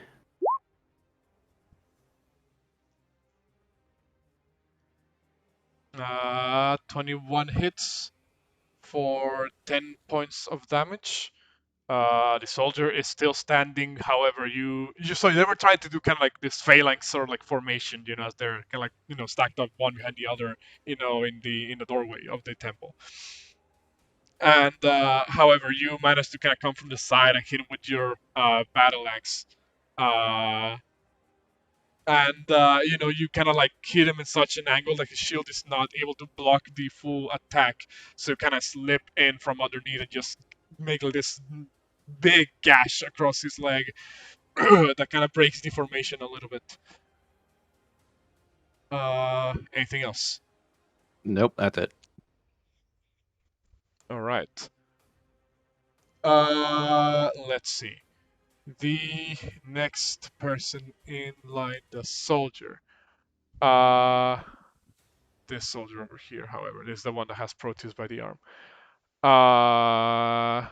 Will shove him to the side.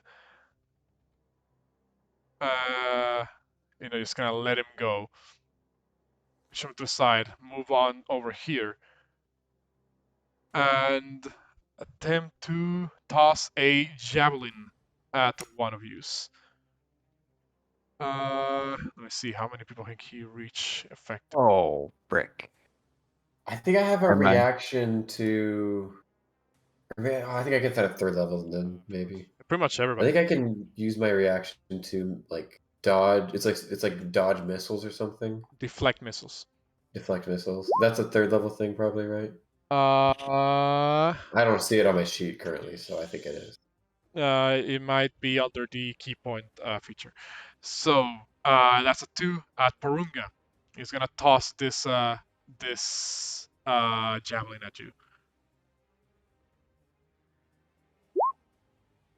Missing completely. That's everything you can do. Next soldier, the one afflicted with Bane, will attempt to do a shield push on Drakgar.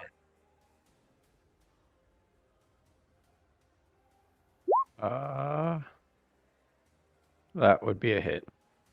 Then you take 2 points of bludgeoning damage, and you must make me a strength saving throw. All right. Strength saving throw. Whatcha?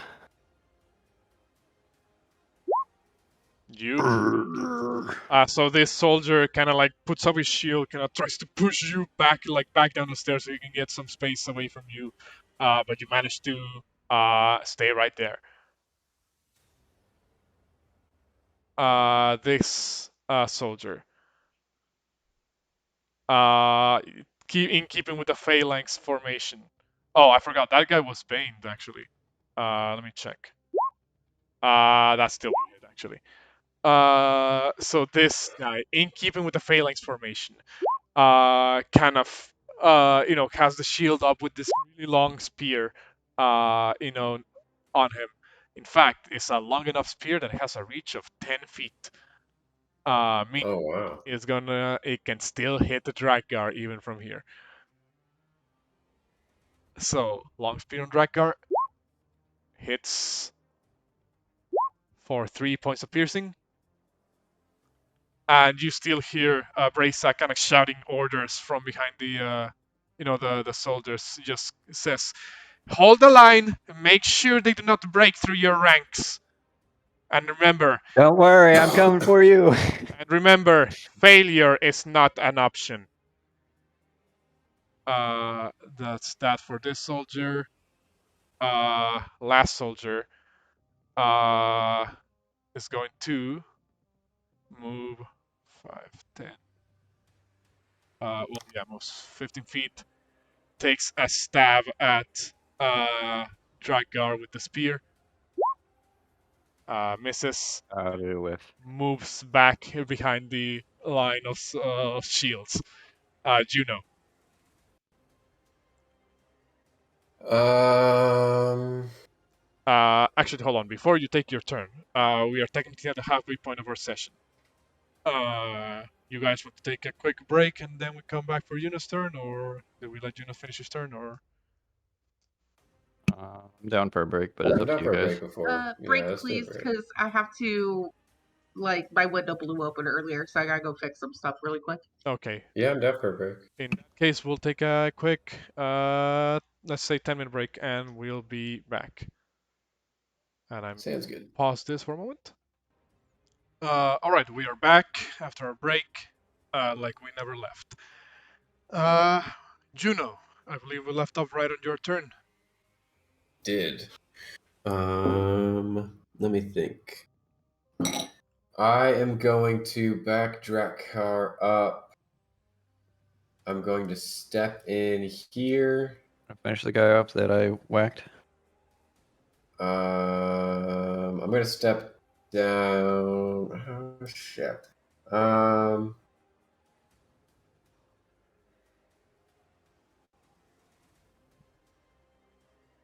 Yeah, I'm going to step onto the same tile as Drakgar and take a swing with my quarterstaff. Okay. Hold Hit it for 7 points. on. 16 does not hit. What? It thinks against the shield of the soldier. Um. Then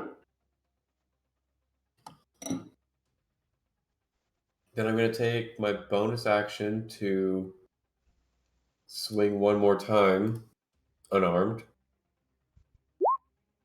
That hits. 5 points of bludgeoning damage. How do you defeat this soldier? I swing the first time, and I see that he deflects it with his shield. And so while his guard is down from that first swing, I'm going to come through with a kick on the other side where his shield is not, and I'm going to crack him right along the side of his head. Okay, so you can take the momentum of your first strike to kind of come around and spin around with another strike at the soldier, and just like on the side of the helmet, kind of like bashing making like this, you know, mark well in the helmet as it kind of like goes into his head, and he falls to the side. You I'm can, going to step back. you can't end your turn in there.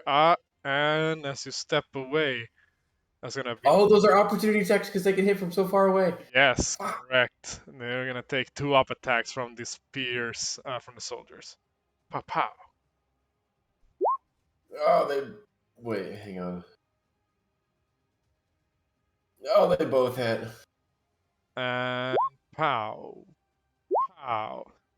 Oh, God, I'm really fucked up. That's 12 points of damage on Juno. I am very injured. Damn. So you kind of like take them one of them, and immediately the other ones kind of like as you're moving away, just retaliate with quick, kind of like 2 pokes at you.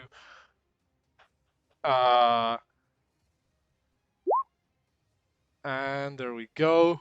Is that the end of your turn, Juno? Yes. Okay.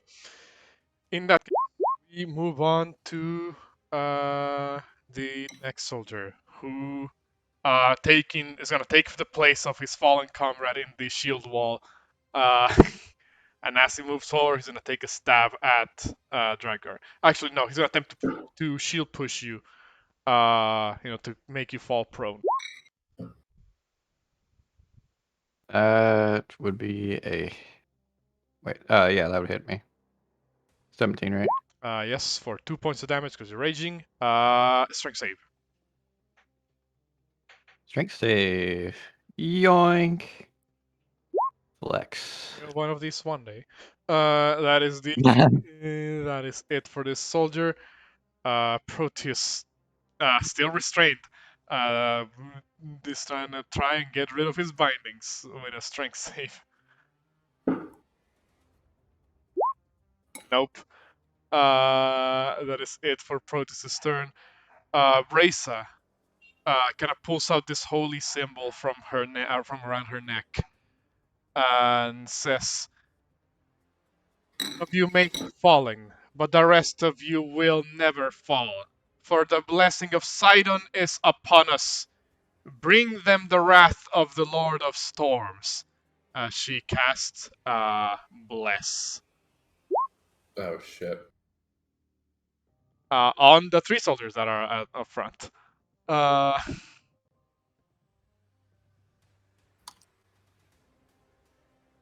that is her action. So we will begin marking the soldiers. In the meantime, well, this one who just got blessed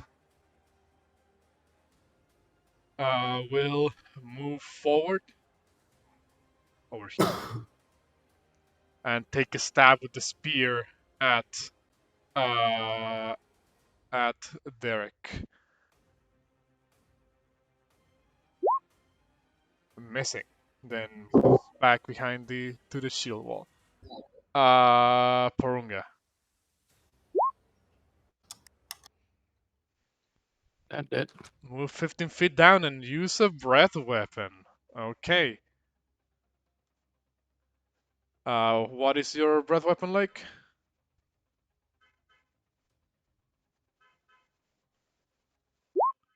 It's a 15-foot cone. All 3 of those dudes are there.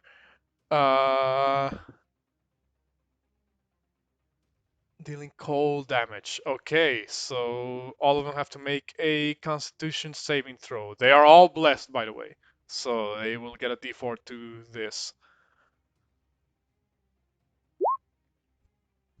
Well, yeah, even with blessed, that one in the middle fails. So go ahead and roll me your cold damage.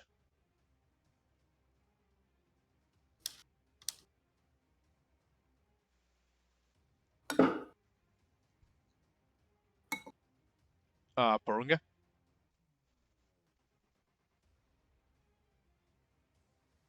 Porunga. That's a 2d6. Yeah, 36. There you go. So this guy succeeds, takes 4. This guy fails, takes 8. This guy succeeds, takes 4. Alright, so you kind of step in front of all of them, take a deep breath, and emanate this cold mist that seems to chill them to the very bone. And yeah, they are decently hurt already. Anything else? You move back to where? To there. Okay, so the other 50 feet there. This soldier will grab a javelin and toss it to one of you. Let's see who he is gonna toss this at. I'm just gonna roll a 1d6. Damn. It looks like this one's coming to you, Exandri. Uh-oh. Pow. Missing. This one over here. This guy's have a pretty good impassable wall here. I will move behind his ally and take a stab with the spear at Drakgar. Miss. Exandri. All right, she is going to call out to Proteus, and she's going to be like, if I free you, will you assist us? Are you calling out to him? Yeah. Well, because you say it out loud, you see all the other soldiers kind of like turn back to look at the Proteus. Kind of like waiting for his answer. You even see Brace kind of like turn over to look at him, and she's kind of like raised an eyebrow, almost as if daring him to answer. He Good point. Good point. uh, maybe you shouldn't say your plans out loud. Uh, you don't have any other way to communicate that. So instead, she'll go with option 2. She's going to cast Heroism on Drakgar. Hee hee hee hee. Thank you. But I had to refresh my D&D page because lag. Here is Heroism for you in case you forget. mhm. Yeah, temp HP every turn.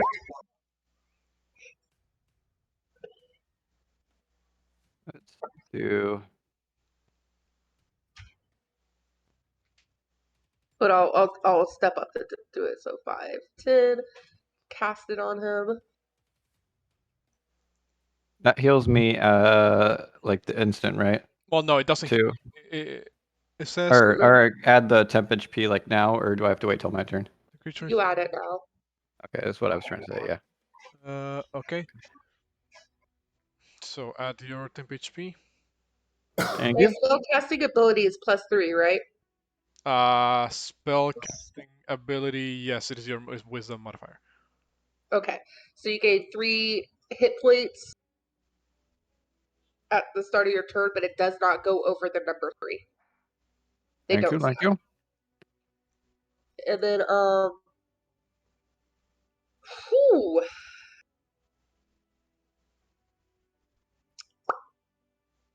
she will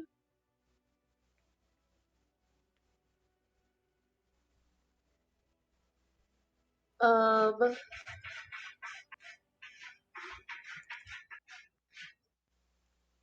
she's going to back up and she will cast healing Juno. Thank you. Wait, just kidding, because I just did heroism. Mm-hmm. You can't. False. You can't. That's it. That's all she does. You can't do 2-level spells in the same turn. I know. I totally forgot. I just did heroism. My bad. Metius. So Metis is going to call out to Kyra and say, "Is it not your responsibility to help the Oracle too?" And then cast Magic Missile on the southernmost guard in the front row. You will Um, see that Kyra looks like she wants to intervene. But it's as if her body kind of like stiffens up whenever she tries to do something. Oops, I double clicked the last two.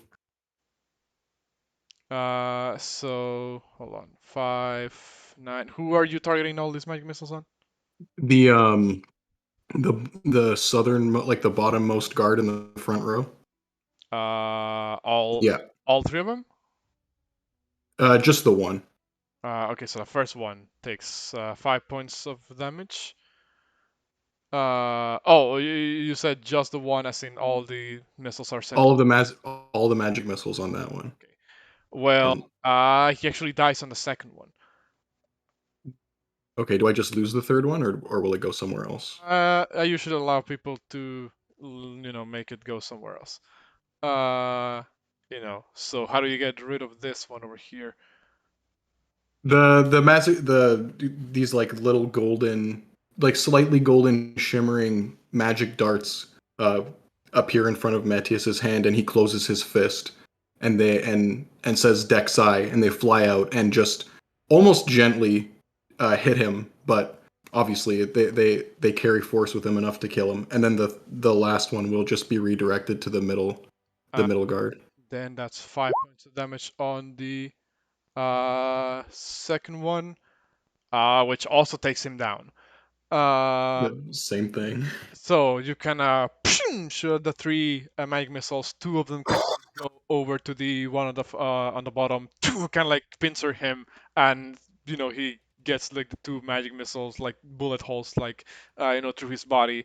The third one kind of does like a loop de loop and kind of goes over to the other one, and kind of like hits him from the side. Yeah, these guys are done. So, anything else, Metius? I think Metius would quietly whisper, "Forgive me, Valis," and that ends my turn. Derek.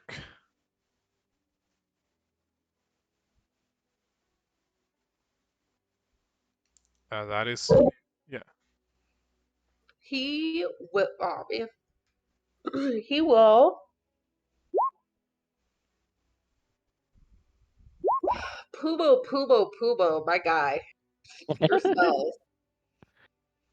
Um, I will let it's actually let it be on record. We didn't record this in session. We didn't record session 0, but let it be on record that he picked Thunderclap exclusively because it sounded like a funny spell. Respect. For sure, he had Goodness. more I just details to that, but yeah, we'll go with that. not only that, but I want to point out that he chose a two-handed strength weapon, and he's a bards are dex based. Oh boy. Oh yeah. But no, it's okay. It's okay. It's okay. It's okay. He is going to cast Bane again, and Ah. he's going to try and counteract her bless. There's only one of the living ones that still has bless. So who are the other two targets? The two directly behind him that go like so. The three straight in a line back to Protus. Okay, so 3 soldiers must make charisma saves. One of them has bless. This is the blessed one. As soon as the roll comes up on the chat, I'll let you know. So the first one, which is the one that has bless, makes it. The other 2 and 3. Those ones fail. They are now baned.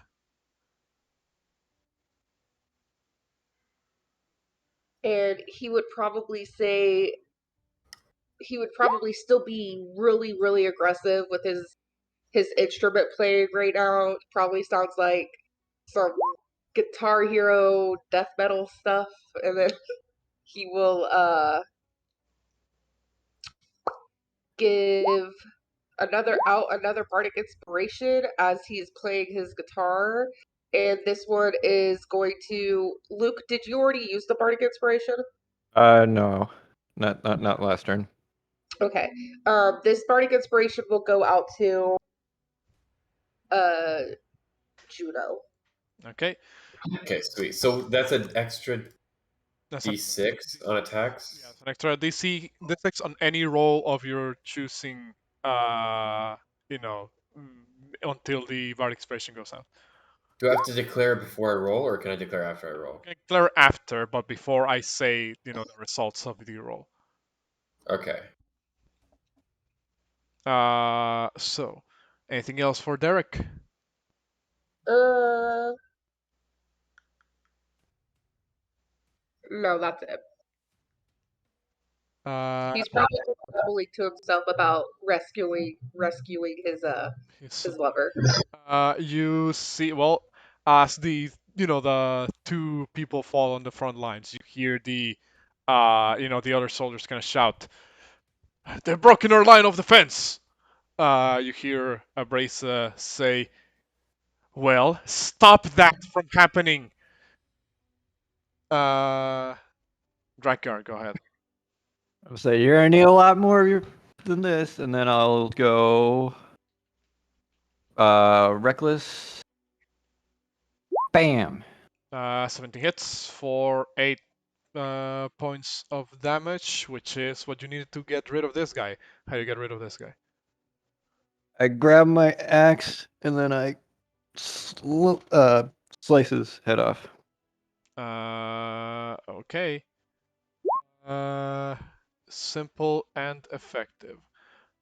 You come in from the side, looking for a gap in the defense. You kind of knock the shield to the side, and you come out with the axe. I'll ask you something because I wonder if you did this intentionally. You are meaning to roll your battle axe, right? Yeah. Oh, you didn't pick a two-handed weapon. Oh, that's weird. Okay. I was just confused because I'm too used to barbarians grabbing like great swords or great axes. Yeah, I don't know. That's just what I started with. Well, this is what you chose at the start. Oh yeah, true. You I had him in my inventory. It I don't know. gives you the option which weapon you want to start with. Uh, So okay. Anything else? I'm gonna go plot myself right here, and end my turn. The middle of, well, not quite in the middle, but yeah. This guy doesn't actually have a spear, long spear like the other guys. He has a short sword and a javelin. So he is going to move over here to kind of block the the pathway. You reckless, meaning this is with advantage. 21. He is Guys, sustained, however. That would make it a 17. that would hit, Okay. and he. Oh, sorry. 2 damage. Take 2 points of the mash. Then this dude over here. Yeah, the line of defense has been, it's been pretty bad. This guy will move. Let's see. 1, 2, 3, 4,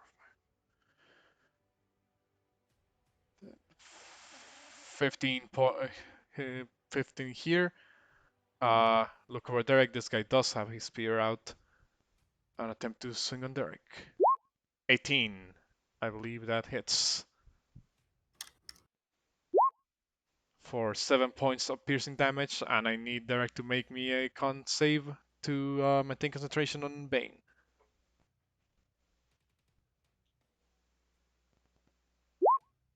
He makes it. Bane is still up. Then the soldier is gonna go back 10, 15 feet. Juno. Um.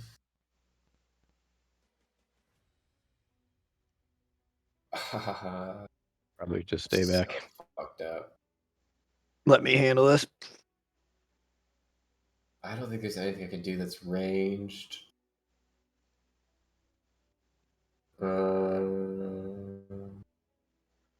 I have something called a dart. I have 10 darts. Yeah, darts are range weapons. You toss them to hit people.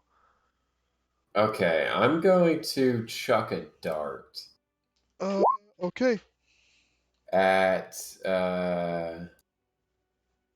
this guy that's right in front of Drakgar. In that case, toss. Roll the dart attack. So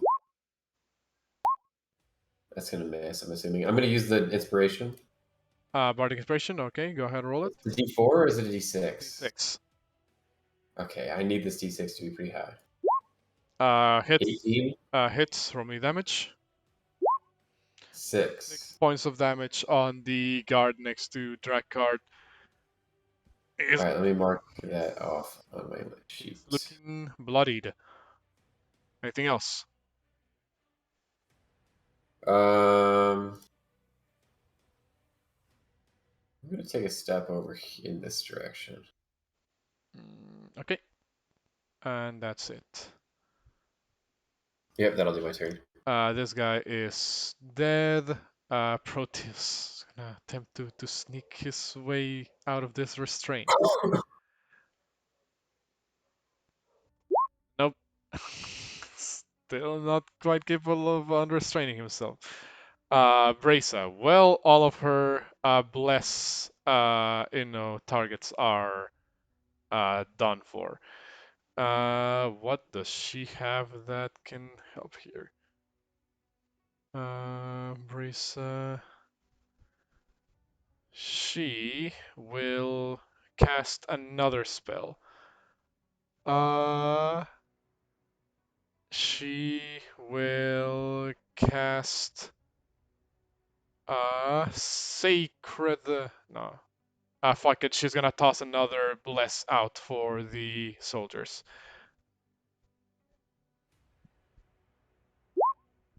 That's another spell slot gone. Now the three. Actually, not that one.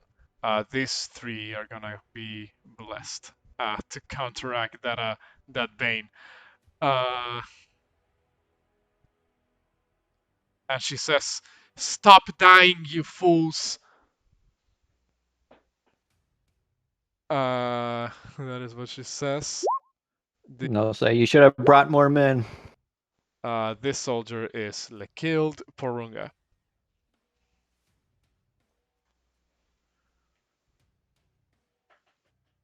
It is your turn, Porunga.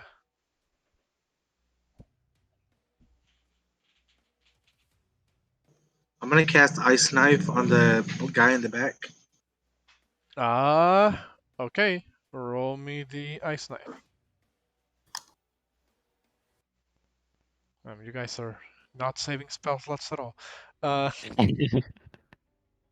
saving key points. What do you mean by saving? 20 hits. Roll me damage. So he takes 9 points of piercing. And then everybody else around him has to make a dex save. I'm pretty sure. So the other soldier, well, the two soldiers actually. This one's the one that's been blessed. Well, he makes. Hold on, let's see. Yeah, and then yeah, okay, it still makes it. And then Brisa has to make the dex save as well. Fails. Ooh. So the could you? Is it safe or half on the ice explosion? Porunga?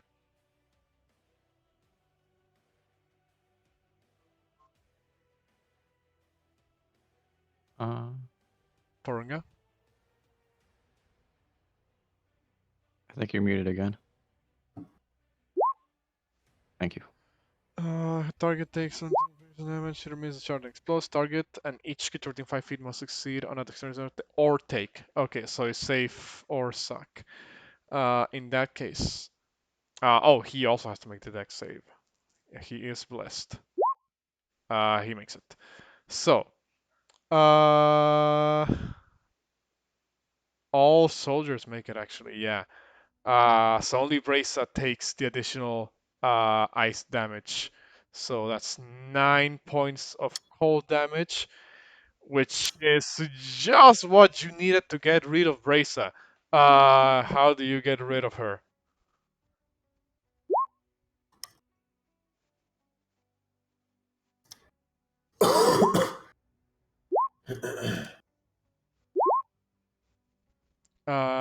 Okay, so you toss the ice knife, which kind of like Ching, cuts this soldier, on the side, on the ribcage, and kind of lands behind him. Ugh.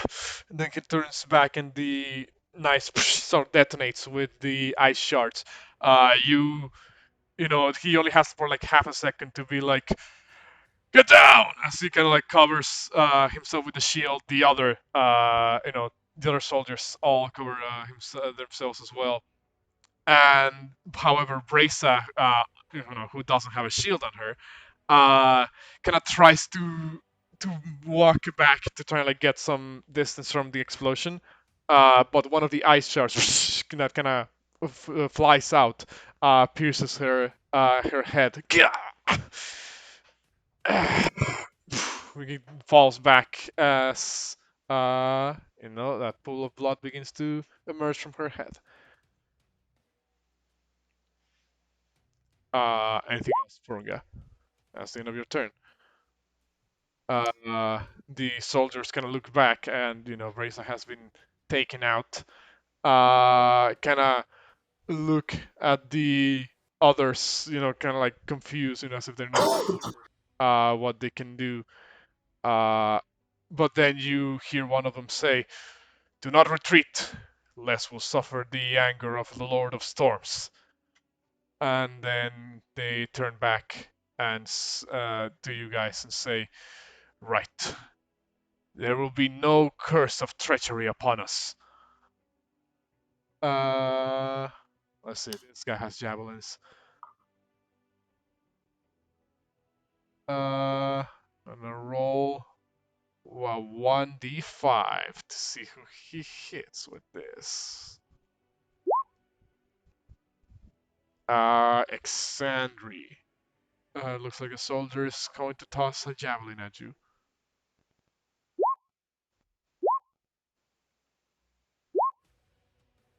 It hits for 6 points of piercing. Can't save to maintain concentration heroism.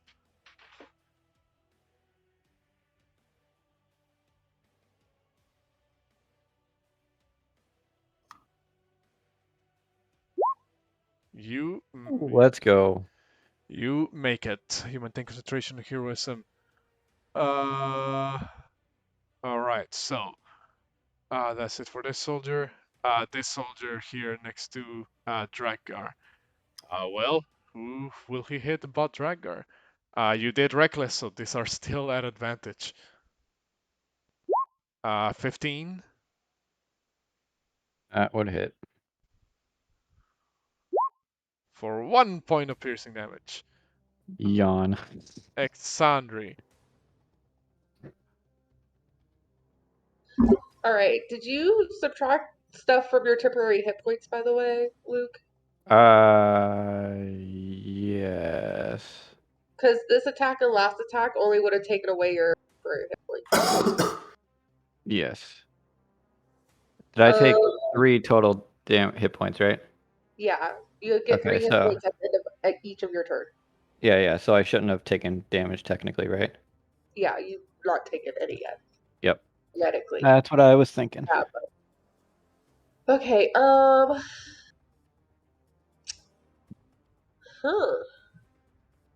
going to cast Sacred Flame Okay. on this one. Okay. That guy over there is gonna do his dex save. Because he just threw a fucking javelin at me and I was the farthest location away, so she's just a little annoyed.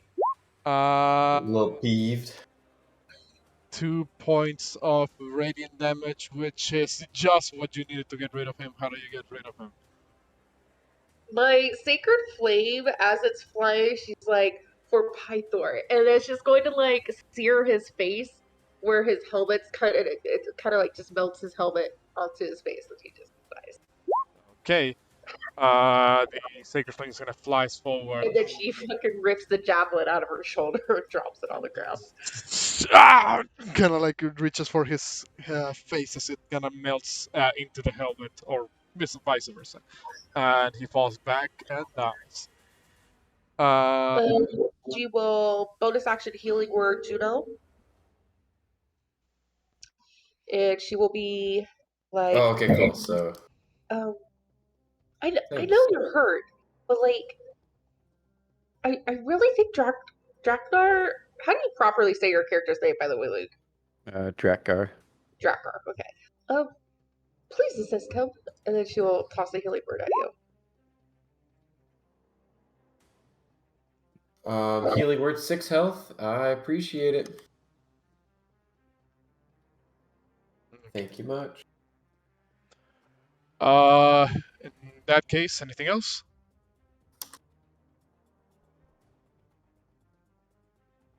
Exandri? No, that's her turn. Okay. Metius, it is your turn.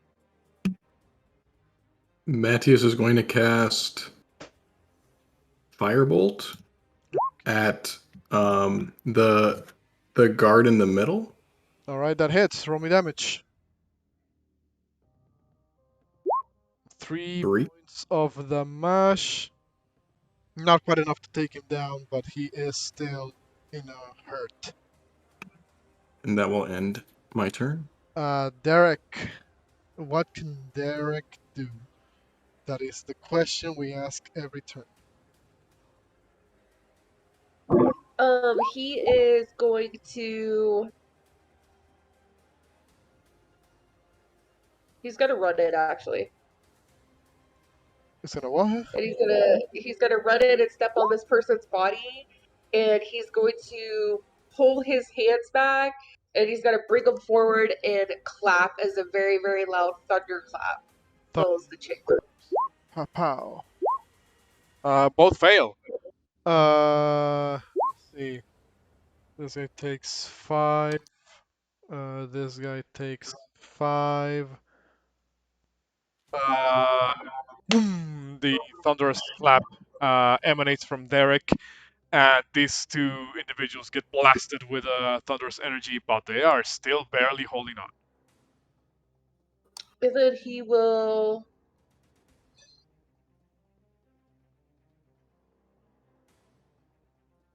He will end his turn. Drakgar. I will recklessly, of course, swing with my battle axe. And then I will use. It's a d6, right? Yes. Wait, have you already used the Bardic Inspiration yet? No, I'm using it now. Alright, then go ahead and use your Bardic Inspiration. Wait, isn't Reckless at advantage? Doesn't a 19 hit? Oh, Oh, yes, you're right. Whatever. were you Over. you were recklessing? Yeah, I was recklessing, but I forgot it was advantage, so I kind of wasted it. So 19 does hit. I will allow you to still keep that inspiration, because, so that's enough to take him down. How you take him down? I sweep at his legs, and then as he's falling, I slap my axe at his chest and say, "For Pythor," and kill him. Okay. In that case, that is that for that guy. As you bring your axe down, you kind of see like Proteus kind of like leans to the side to avoid, blood being sprayed on him. He says, "Please don't damage the marble floors." Anything else, Drakgar? That'll be it for me. Soldier. Let's see. On Derek, apparently. He's going to take a swing. Missing completely. This guy. Well, can't technically hit either Derek or Dragon because he has a spear. So let's see if he does. I'm gonna roll 1d2. 1 is Drakgar, 2 is Derek. Oh, that is not what I meant to do. So, going to take a spear attack at you, Drakgar. Missing completely, even though you were recklessing. Juno. Yes. Yes. I am feeling quite a bit better after that heal. Thanks, Sandria. I'm going to step around this corner, get a better view of things. Realize that shit has been going down. I have a ton of movement, so I don't even think I have to measure this, but yeah, I'm going to run around confidently to this guy and take a swing at him with my quarterstaff. Go ahead and take your swing and a swing and a swing. That's going to miss. I'm going to take my unarmed strike that I have. Hits. On. How do you take him down? Same thing as before. I distract him with my first strike that he blocks with a shield, and as he does that, I swing around the other side with a kick that cracks him right on the jaw. Okay. So you kind of come in to the side. You hear damn near make his head like literally spin.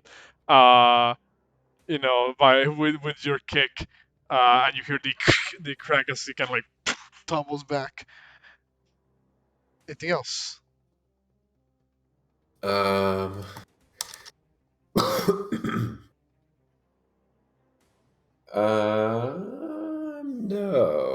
that'll do it. Proteus, can he finally get out of his restraints?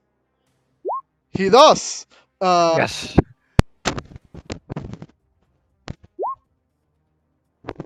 So he is out of his restraints. Can he even do anything at this point? Not really, because that was his action to get out of his restraints. He will move back to kind of interpose himself between the last soldier and the people of the temple. And that is that for that. Porunga. Ray of Frost, go ahead and take your shot.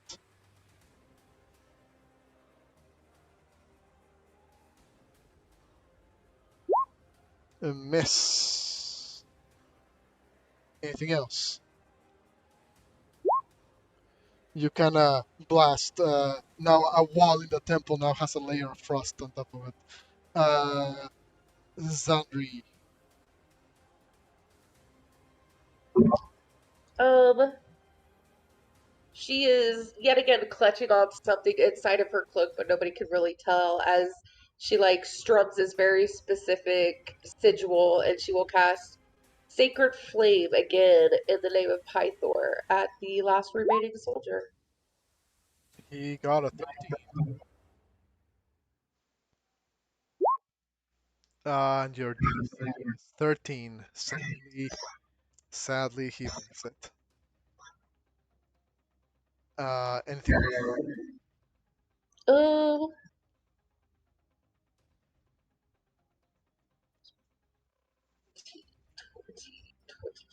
she's gonna walk up into here Ooh. and do these priests look like they also are like they were originally here in the temple who might have worked here? They're just like casualties caught in this. You seem to be wearing a similar outfit to Proteus. However, Proteus's attire seems, looking like slightly higher rank than the rest of them. Okay, that's her turn. Metius, it is your turn. Okay, Metius is going to move up here and cast Firebolt on the last guard. Oh, that does not look like it's going to hit. Still misses, sadly. And I guess that will end his turn as well. Can Derek kill the last one without also killing Juno? That would be preferable.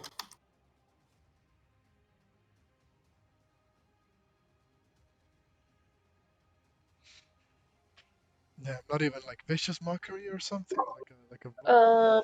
He will. He's going to take out his long sword Okay. and he's holding it with two hands, and he is pointing it straight at the last soldier, and he's gonna be like, "For my queen," and then he's going to attempt to swing and miss. It's too heavy for him, and he majorly misunderstands the momentum of his swing, and it just kind of like drags along the ground, and nothing happens. I'll say, nice try. Maybe you should give that to me. So And in a true Pumo fashion, oh man. okay. Does sound like him. I wish Pumo was here. Does. I like Pumo. So that's that. Drakgar, you might be the one to secure the bag on this one. Let's go walk up to this guy. Step 1. What is step 2? Oh, I thought you were going to say something. Step 2 is recklessly slice him with my battle axe. I should have. Yeah, 21. Is a hit for 10 points of damage. And how do you take care of the final soldier? I say, for Pythor and slice him through the chest. Okie dokie, Spooky. And as you kind of like come up to this one, final, soldier making his stand in the name of the Order of Poseidon, you just kind of go up to him and just slash him across the chest. He kind of like flies back a little bit as he slams against the wall here. He kind of like slides back down till he falls, kind of his head and arms like hanging slack. And like that, we reach the end of initiative for now.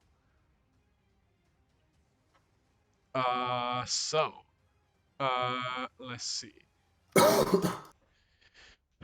As the final soldier that dons the Order of Silence insignia falls, you guys will see as Proteus, you know, kind of begins to move right away to the rest of the, to the rest of the other acolytes in the temple.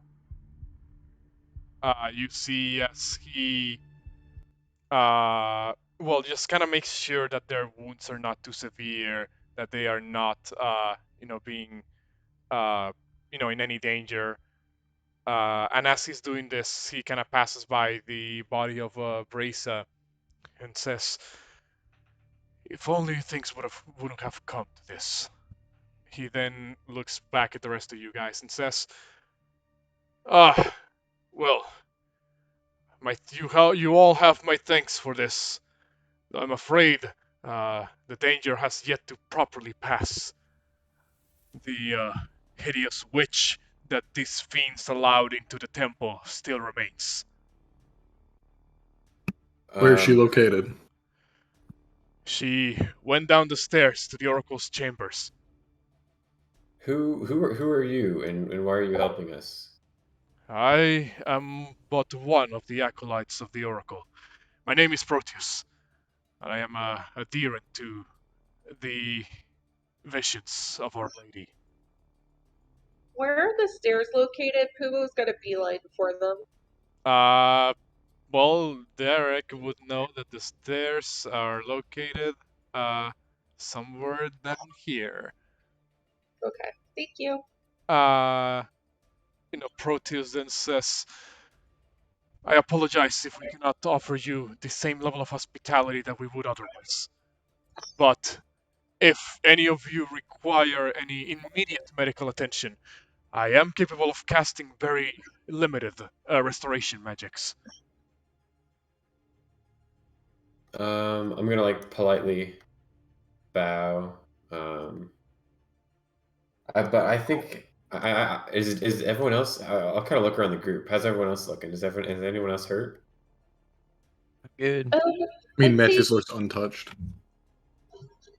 Xandri's shoulder's bleeding, but she kind of like waves off. I'll be fine. But however, Eric seems to be making a beeline for the Oracle, and he actually could use a heal, if possible. We should follow quickly.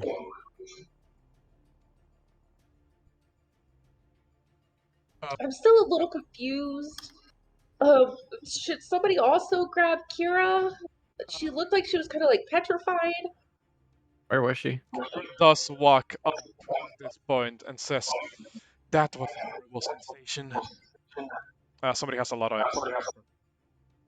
That's me. Sorry, I'll mute myself again. She says, "That was a horrible sensation.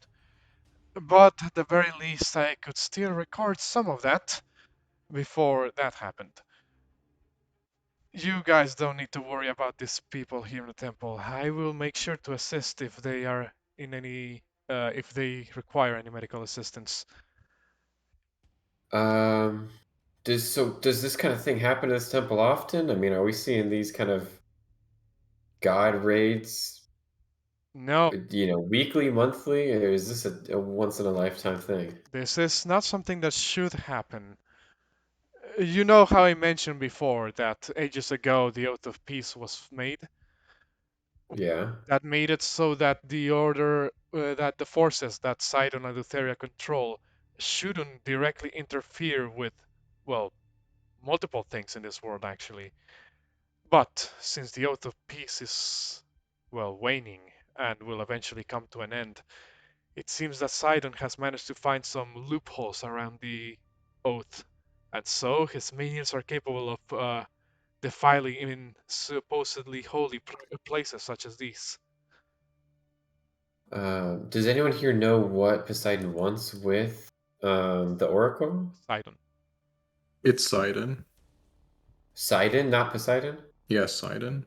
Oh, I thought it was Poseidon, sorry. I've Does anyone here know what Sidon wants with the Oracle? I said the name multiple times. So you will. Well, actually, you heard what Sidon wants from Brisa herself. You know, the priest that now lies dead. Juno. You heard from her words that Sidon seemingly wants the Oracle to return to his side.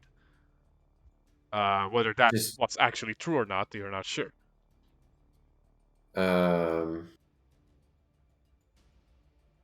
Okay. Exandria would pipe up and she'd be like, if you had a daughter, and she could, in a way, have prophets of the future, and you were perceived as a god of storms, chaos, wouldn't you want her on your side? Yeah, probably, but I don't know. I mean, I'm not a god, so I don't know how these guys deal. She's an Um, oracle, and she summoned us here. Yeah, that makes sense. And I didn't know if they were trying to as, kill her or something. So, but it makes sense that he'd be calling her on his side.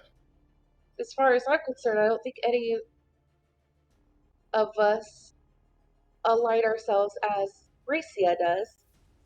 So if Scion got word of it, it would probably make him very upset. So we probably shouldn't dawdle and probably should go help Derek. Also, he still really needs a heal from someone. Uh, 1 second.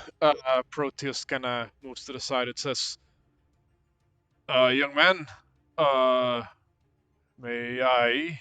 He puts like a hand forward with this healing energy like charged on it.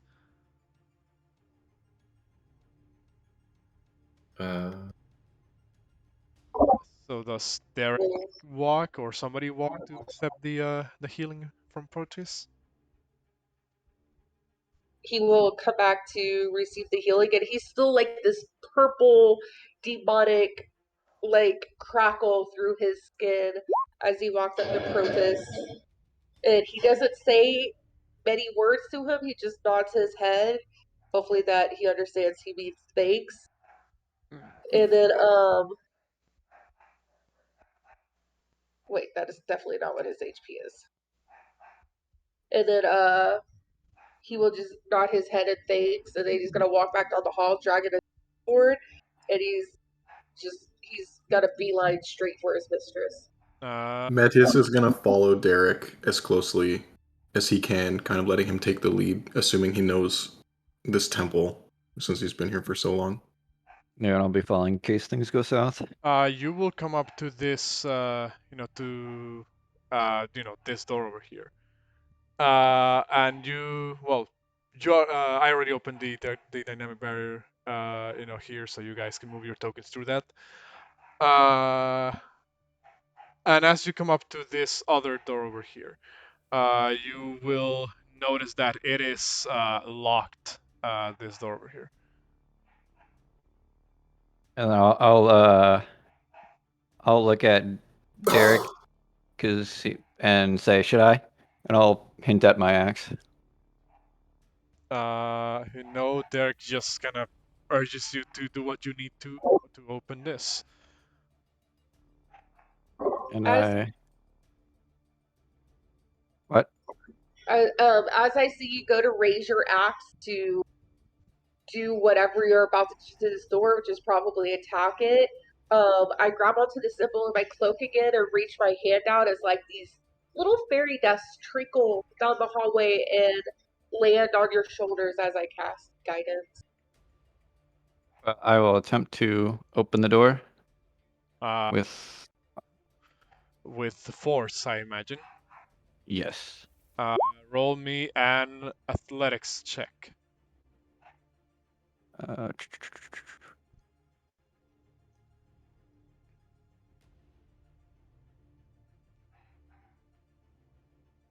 oh, there it is. Do you wish to add your guidance? For the heck of it, yes. But I forgot what dice that is. D4, right? Yes, correct. That's a D4. 18. You kind of, crack your knuckles, shake your shoulders, stretch your arms, and get ready to kind of like make this push on the door. And you push forward, and the door kind of like splinters and cracks, out of the frame. Not like completely destroyed, but like gone for the time being until somebody repairs that.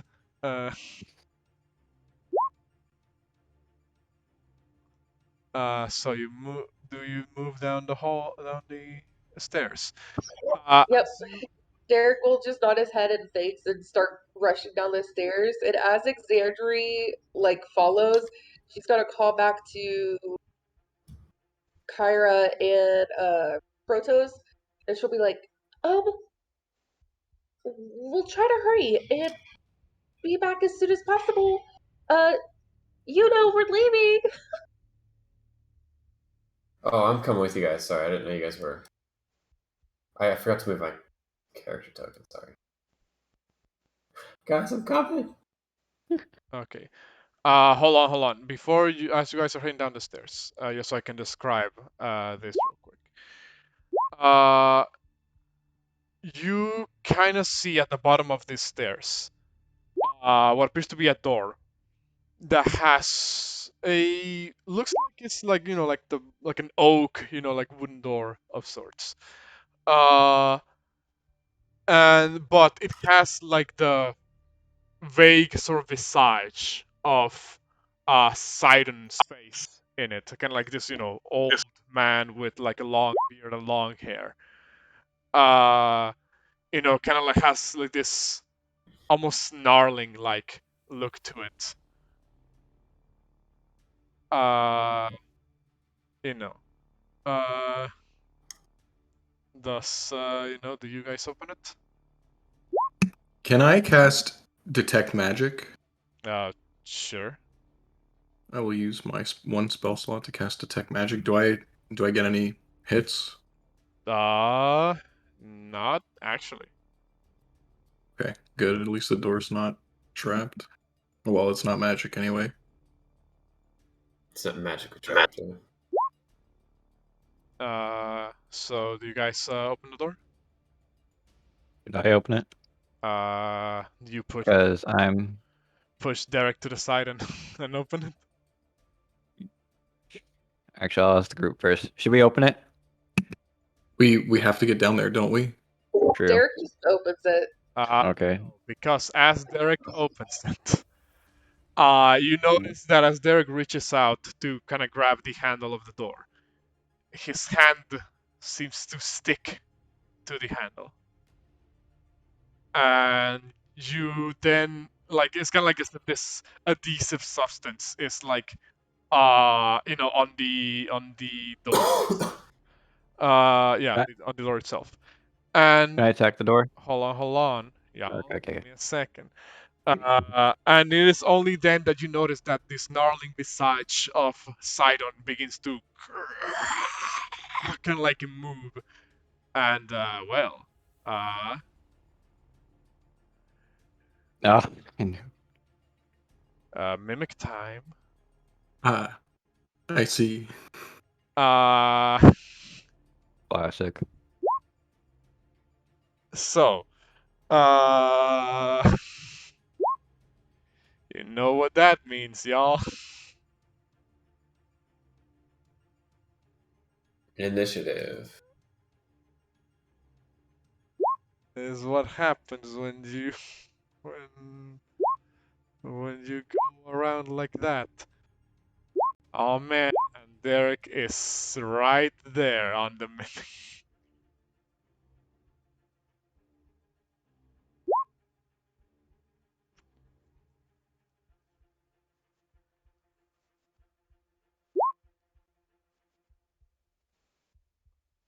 Wait, oops, I didn't mean to.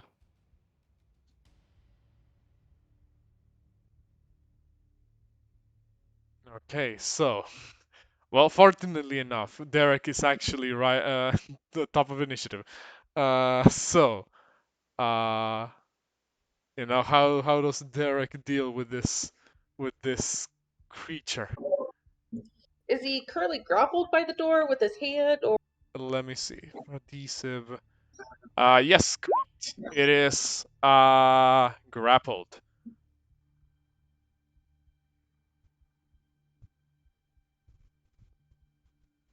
so? What type of check do I need to roll to try and break it? It doesn't say. It is a athletics or acrobatics contested by the mimic's own athletics or acrobatics. Oh well, no, actually, it's a set DC, I believe. Actually, yes, it is. So it's roll me an athletics or acrobatics, but that'll be his action. Nope. Derek remains adhered to the mimic.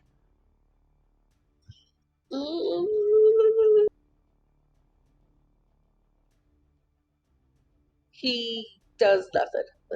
That's his turn. Okay, Porunga.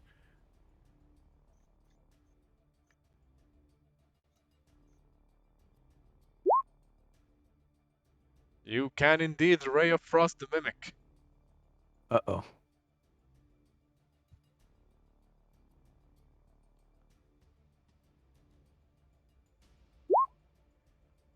Well, I guess you can't actually Ray of Frost the mimic.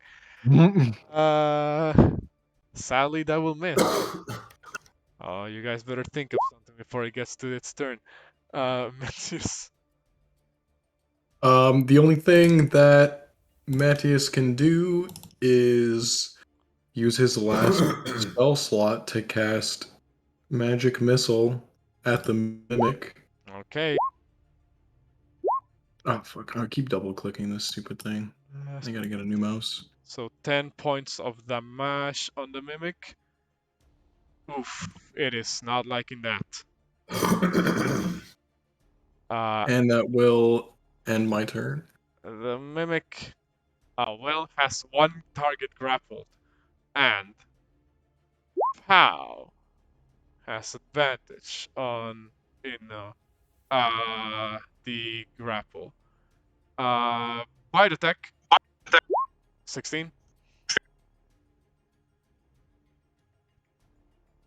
Does a 16 hit That hits. Derek?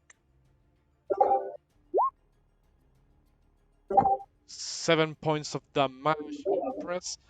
As the snarling face of Siren grows this like sharp, almost wooden-looking teeth and bites down on Derek. Drakgar.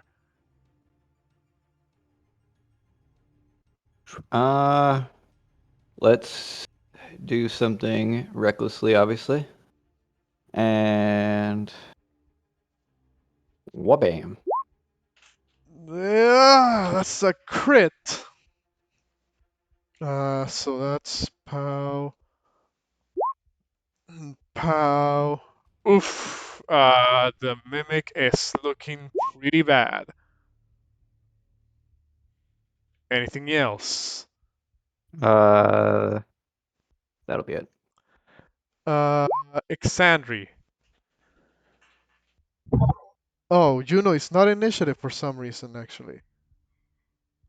I clicked my character. What the hell? Maybe I didn't. I think I did. I thought I did though. I'm gonna add. I feel like you don't, because it's every time. But I do. Your laptop hates you. All right, there we go. Something hates me. You got an 11 anyway, so you would have come after Exandri. So, Exandri, go ahead. Um.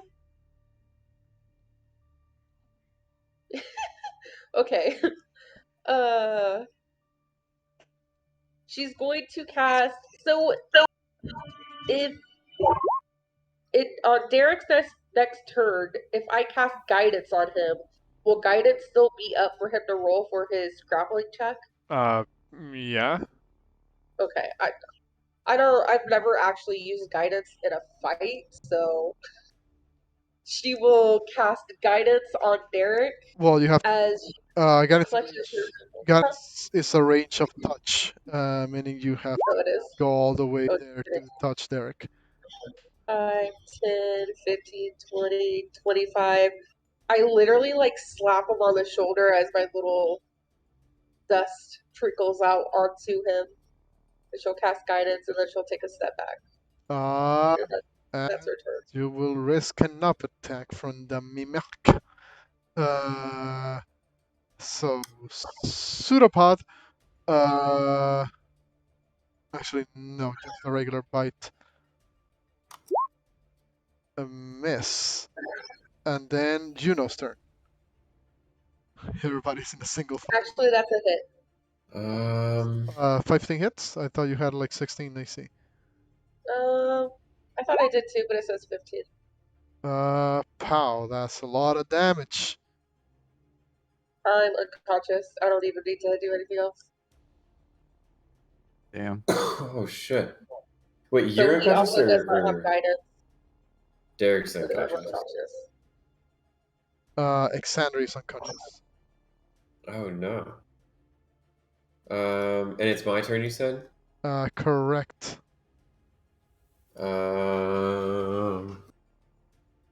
This is kind of an awkward hallway. It is indeed. I'm gonna step up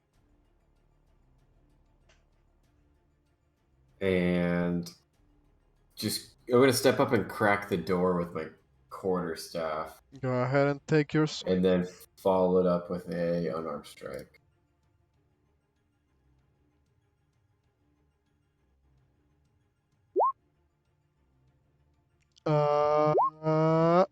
His 16 hits for 5. 19 hits for 5.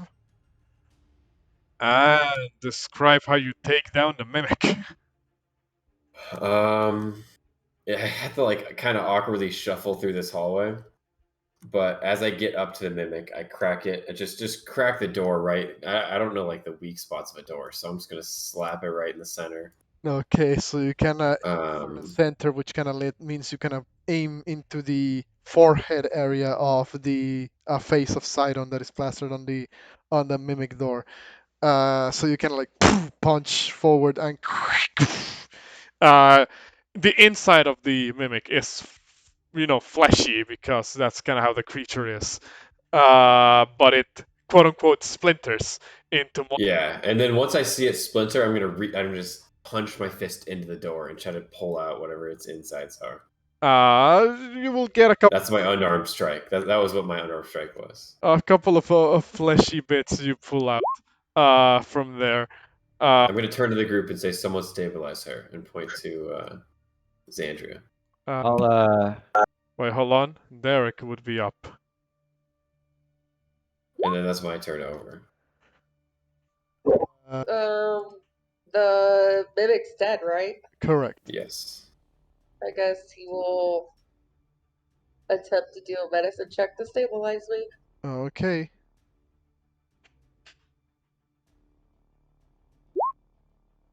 That is not gonna work. can I do the same? Hold on, Porunga. Oh, whoops, personal combat. Never mind. I'm gonna try to do the same thing. And he's gonna yell for Kyra and Protos that Exandria has fallen unconscious, and if one of them could come and heal her. Okay. And she's stabilized. That would put us at the end of initiative. All right. So, whoops. Okay, so I'll pick up pick her up, and then I'll drag her over here, and then say that she's injured, and then I'll place her down. All right. Proteus will walk up and cast his last cure wounds on Exandri. Who would have known that the door would cause so much trouble? It's D&D. Doors always cause trouble. 7 points of healing on Exandri as she is returned to consciousness. Proteus. He then says, I'm afraid that was the last time I could do that, at least for now. Do try to be more careful on the in the near future. She will nod her head and whisper her thanks. And she just doesn't feel good. Okay. So, you guys continue down. I'm gonna look around, make sure everyone's okay, and then shrug, I guess, and be like, "Well, what do you guys think? We Keep still have an going?" Oracle to save. Yeah, we still have an Derek Oracle is to gonna say. look at the door. He should know this temple. Does the door look normal to him this time? No. Well, like, rather, there is no door because, the mimic was destroyed. Okay. So,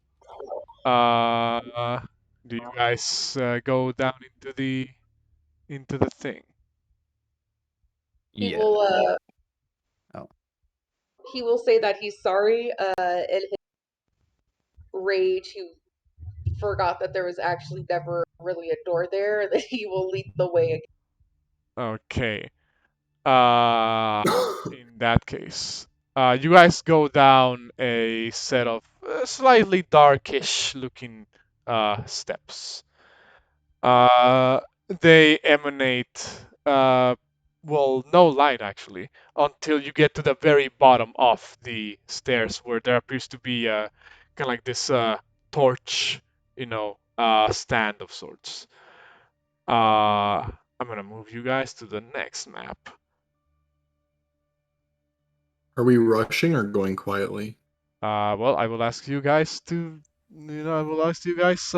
you are, going quietly or not. I think we should go Definitely quietly, but that's sneaky. up to you guys. Sneaking. I'm always a fan of the quiet. You guys can place yourselves down, over here. Oh, I realized I was not in the proper layer. There we go. Right there. Can you peek one more time? Discord's super, super, super lag. Okay.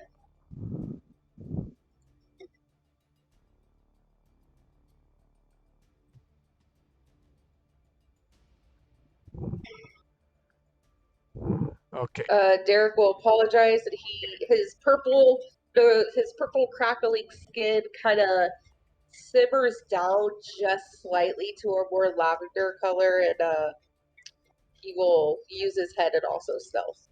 As you're coming down, there's this sudden change in the lighting.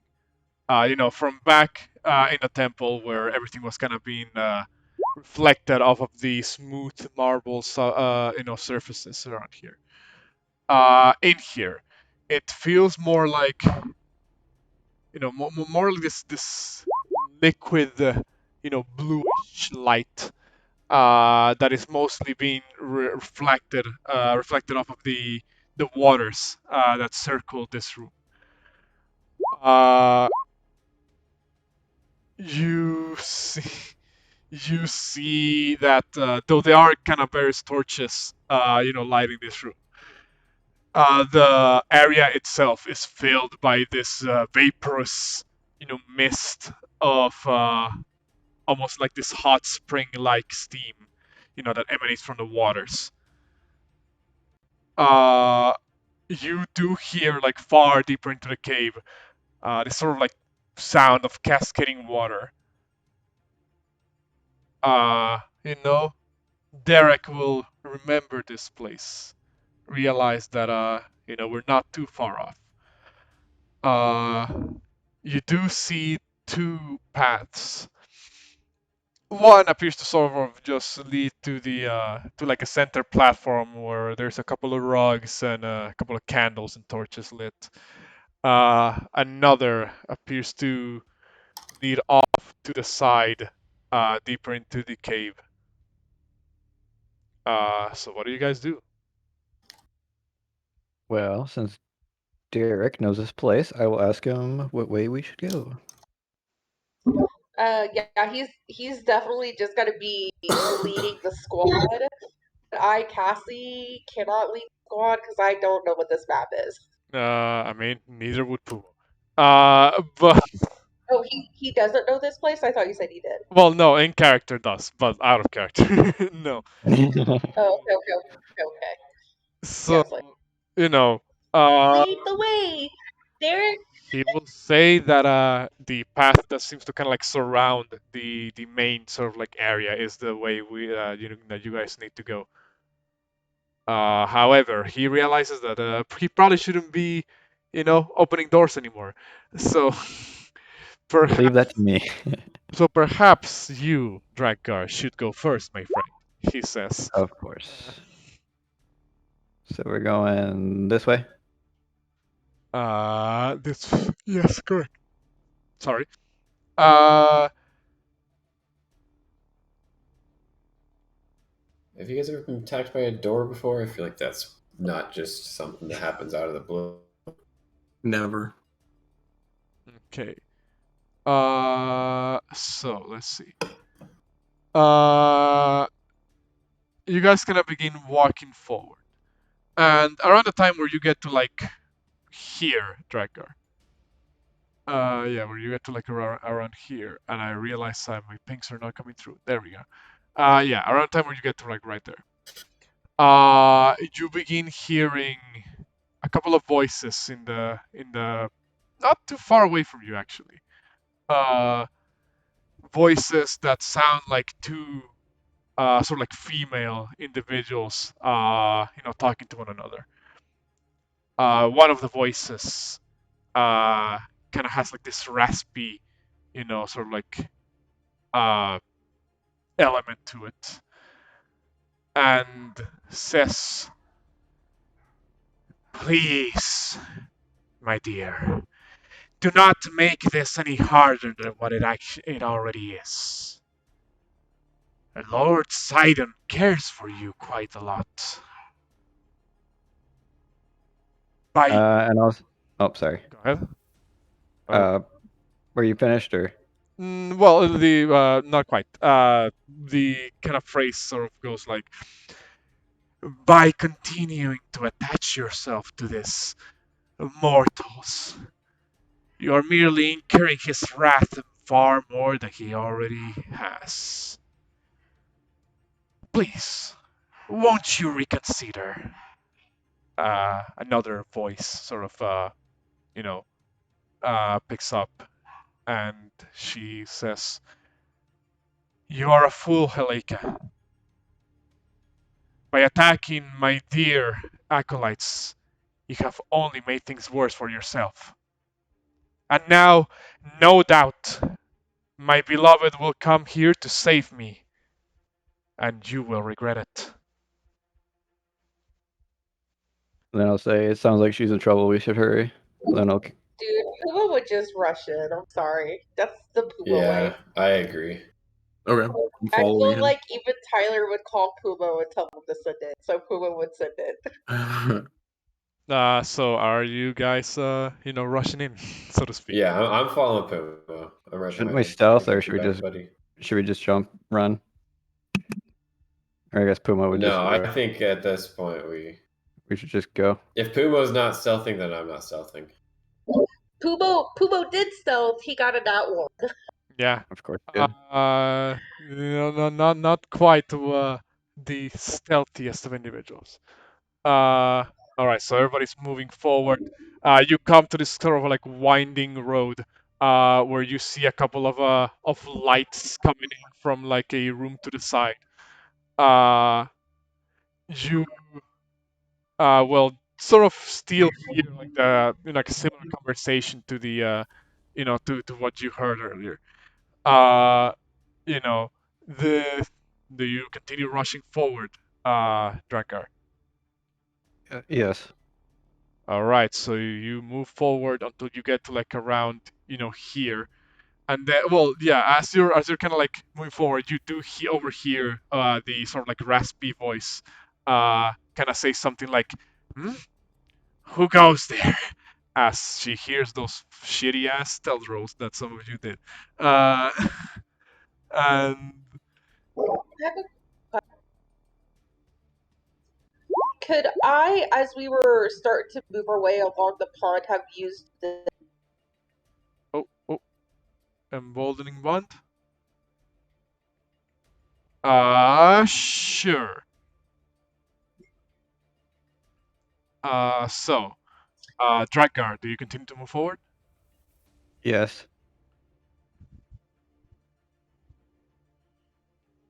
Okay. As you get to like around here. Well, there you are. Oh, You sorry. see, yeah, yeah. You see two figures. Three actually. One of them, a sort of beautiful, not entirely human-looking woman, with this gold sort of raiments, that she's kind of donning. Uh, she appears to wear a circlet around her forehead that kind of seems to vaguely resemble like imagery of an eye.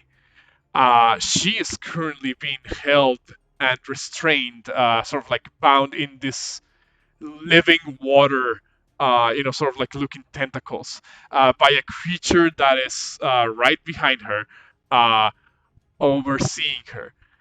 Uh, However, it seems that the source of the voice that you were hearing is that of a strange sort of lanky, almost nourished looking individual with the blue skin and like seaweed like hair. Uh, uh, that when you Creepy. kind of turn the corner, that figure kind of turns around and says, "Looks like you were not wrong after all, Versi." And then you hear the woman with the golden raiments shout out, "You, Derek, my beloved, are you there?" She shouts, but then just as soon as she shouts that, the the water creature seems to kind of like engulf her and kind of sort of absorb her within its figure. Uh, so, well, can you actually see the what I just described from that location? I can barely. If I move here, I think I can. Now I can. So, as everybody is right there, well, you know what it is. Hee hee hee.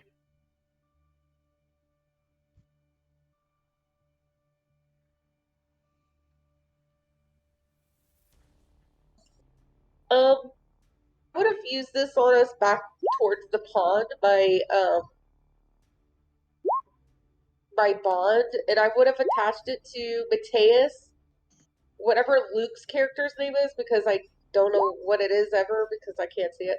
And then I also would have used it on Juno as well. Okay. Juno is a bit too far away. Oh, did he not move his characters with us? No. Okay, never mind. Then I would use it Oh, I on, keep forgetting to move my character. I'll put it on I would have been. I said I was Porunga following, instead but I then. didn't move my character. I said I was following with Derek, so I would have been right next to him. No. Do we feel a heat coming off of the steam from this like flowing river? Yes, you do. The river itself isn't particularly deep. It's probably like less than 5 foot deep, actually. However, you do notice that the way it's kind of going from one side of the cave to the other seems to go off, like way off into like into like a like a dark, distant cave. That you're not quite sure where it leads. Oh, now I get to show you the full art for Versi. Oh, nice. This is The Oracle. Derek's queen, the Oracle. Correct. Now,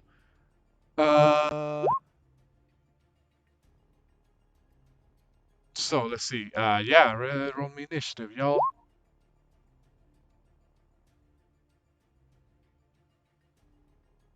All right, I select my character. Clicked. He is selected. And then I click initiative. There, now it shows up. Weird. It's definitely my error, but I just don't want to admit that. What? I don't know. I think I click it every time, but I guess not. These things happen.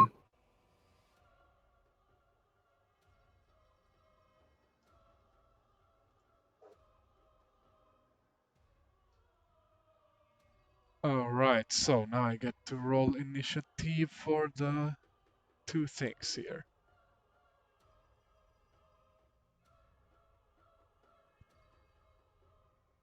That work?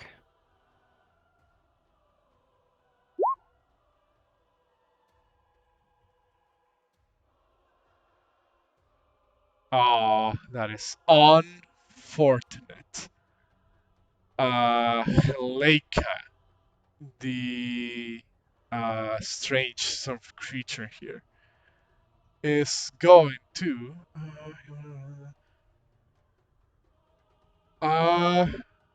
What could she do? No, she can't do that. She is going to run up to Drakgar and attack him with her claws, and says, "Oh, well, she misses, but she would say, no, you cannot interrupt our plans. Lord Poseidon demands the presence of the Oracle, and not even you so-called heroes can stop that." I laugh. I And guess we'll that's see it. about that. Kind of misses. She's then going to risk the up attack. As you see her kind of like dive into the water weird. Oh, I didn't realize I still had versus image on the screen. There we go. She dives into the water deep, the water elemental. And you miss. You see as she kind of like begins to float around, move around the serpentine-like body of the water elemental. Uh, that is it for Heleka. Uh, Derek.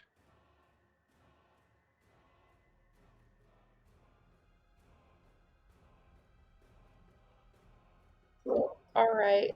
Um, everybody who has my bond, please remember you have it. It's a guidance once per turn. Uh, he's going to yell. I don't know. I feel like Pumo would literally just yell "Mistress." So it's just a Pumo thing. You'd be like, Um, my queen! yeah, my queen. He's going to.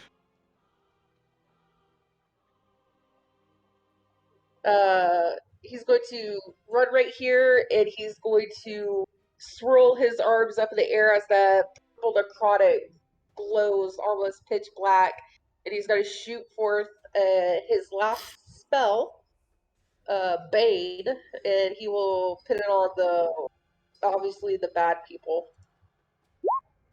So the water weird and the hag. Let's see. Charisma. She makes it. Let's see if the water weird has the same level of luck. Is Bane the only debuff spell that Derek has in the I shit you not. Bane is the only thing Pumo's character can do. Okay. Why can't he do hex? It's just he hasn't got that spell He yet. has minor illusion and silent image. He has friends. He has Charm Person. He has Healing Word. Oh, And those are all then helpful outside of combat, Thunderclap, though. which is a melee, and then Bane. Like, that's it. So That's all she wrote. the water weird fails. It is now baned. The woman named Heleka is still, however, pretty much not baned.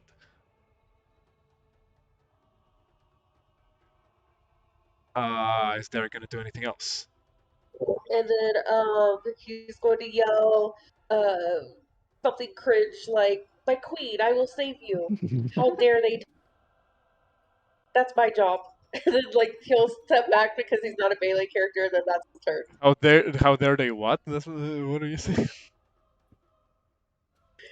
I said he would probably say something super cringe like, "How dare they touch you?" That's my job, and then like he'll step back and like Oh, end God. his turn. Okay. I'm just making a fan fiction at this point. All right. Well, that's that, and you step back. That's Pumo. Metius. From here, Metius cannot see, so I'm going to move him up.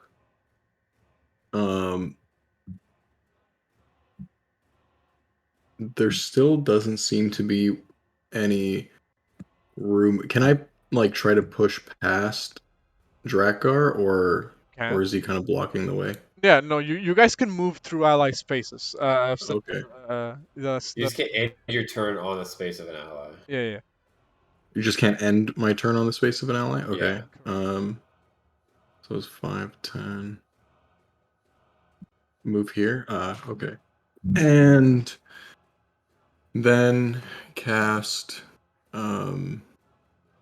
Firebolt at the big water weird Okay. with an 8. So that's definitely gonna miss. Miss, sadly. And he will then end his turn there. Okay. All right. Drakgar, before you do your turn, however, because you're now the only one who this applies with. You start your turn within line of sight of the of Heleka. I'm gonna need you to make me a Wisdom saving throw. Oh, fuck. Please give me some good. You make it. Let's go. So you feel like this sort of weird sensation emanating from the, the a lanky, sea-like creature, woman. But you've kind of pushed that sensation away from your mind. So go ahead. Do your turn. All right. Let's. Whoops. Whoa, I'm lagging. All right. It looks like it's raging time.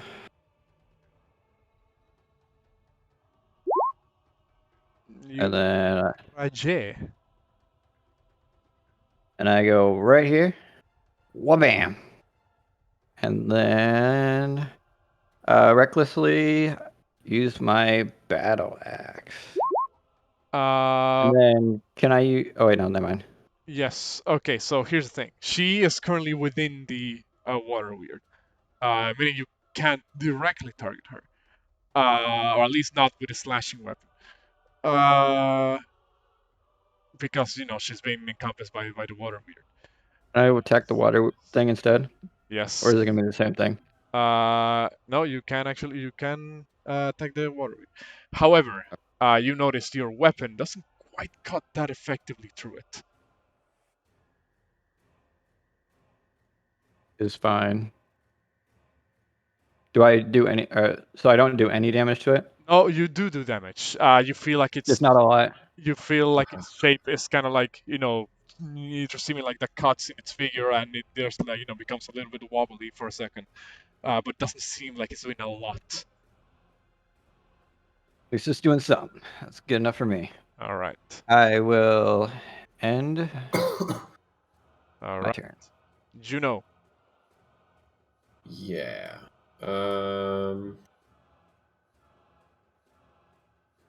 Let's think about this one. Let's step through here.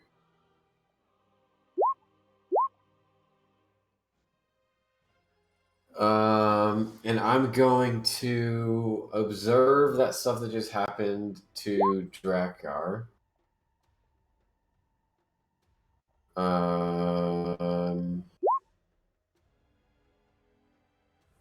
And I am gonna follow.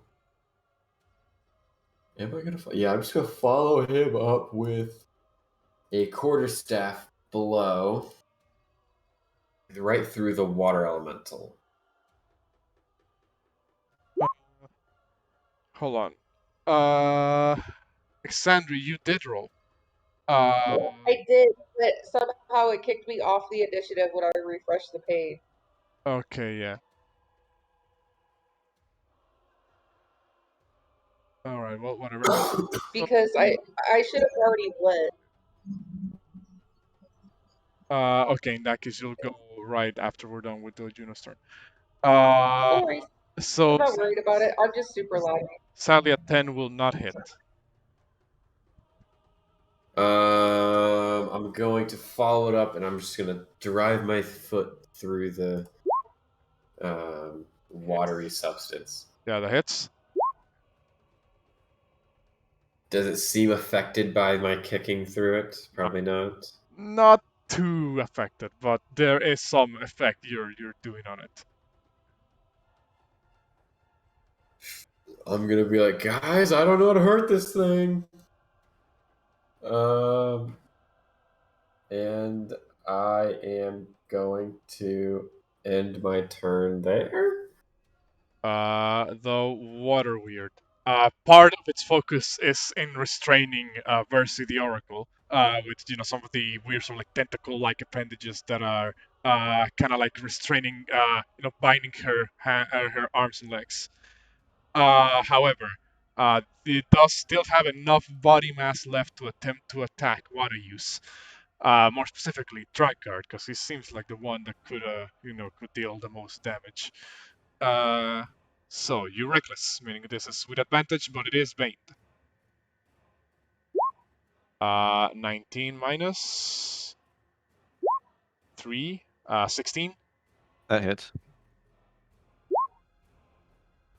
8. Oh, Jesus. 8 points of damage. Because you were raging. Good, thank God you were raging. So it's only 8 points of bludgeoning damage. No, 9, my bad. 9 points of bludgeoning damage. And you are now grappled by the water weird. And restrained. Holy shit. Guys, we need a little help in here. Oh yeah, Exandri. You will be going now. I thought I said after Juno, but my bad. I'm really sorry. Go ahead. That's the end of the water's weird turn anyway. So Exandri, you can go. Alright, okay.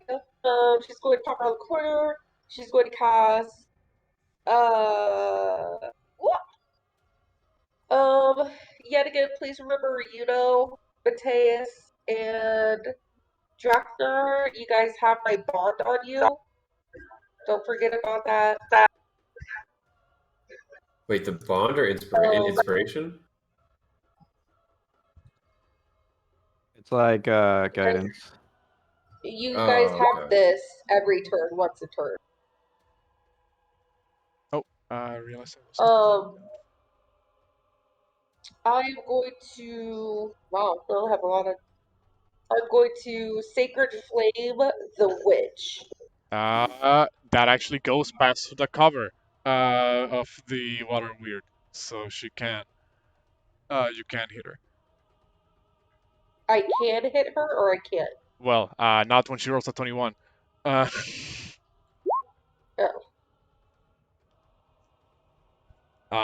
It appears that she managed to avoid your sacred flame. She'll be like, It turned back around the corner. Okay, Porunga.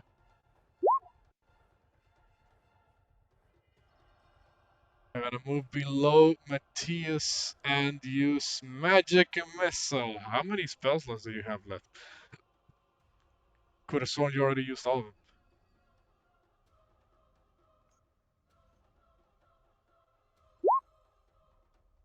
One after this. Okay. Oh, my bad. I was thinking of the of the other fight. So yeah, go ahead and roll me your magic missile on the water weird. Yes, 11 points of damage on the water weird, which does seem to actually do be a bit more effective. Yeah, only ice knife. I could have done also another magic missile, but whatever. So that hits, and the water weird looks it's barely maintaining its form. Anything else, Porunga? Magic missile too. So anything else? Out of slots. All right. Well, if that's the end of your turn, Lake, gonna pop out of the waterway. To move over to Drakgar and attempt to pow with her claws. 21 hits for 3 points of damage. Oppress. And then she pops back into the water weird. Exandri.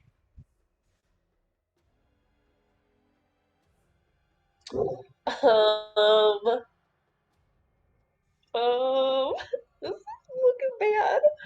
It is bad. Oh, imagine if you guys would have saved your spell slots. I'm going to use my channel Divinity, and I'm going to cast my Soothing Balm again. And I'm going to walk in and heal both Dragonlord and Juno. 2d6 plus 3. Okay, go ahead. Roll me those 2d6 plus 3. Thank you. That one's to Dragonlord. That one's to Juno. Oh, I heal 10, right? Yeah, you heal 10, he heals 8. Does this proc on me? Let's see, it was 5, 10. I don't think it does. It says of any other creature. If it doesn't, I'm not too worried about it. Yeah, it says of any other creature, so I would imagine that it's like other creatures besides yourself. So Can I theoretically walk over here and proc it on Derek? 5, yes, 10, yes. 15, 20. Again, you can move as much as your regular movement.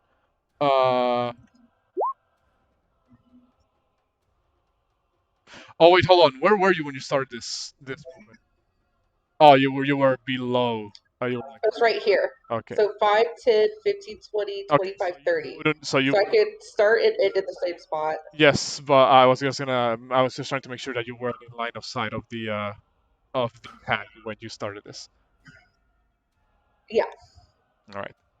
In that case, yeah, you heal everybody. And then, oh boy.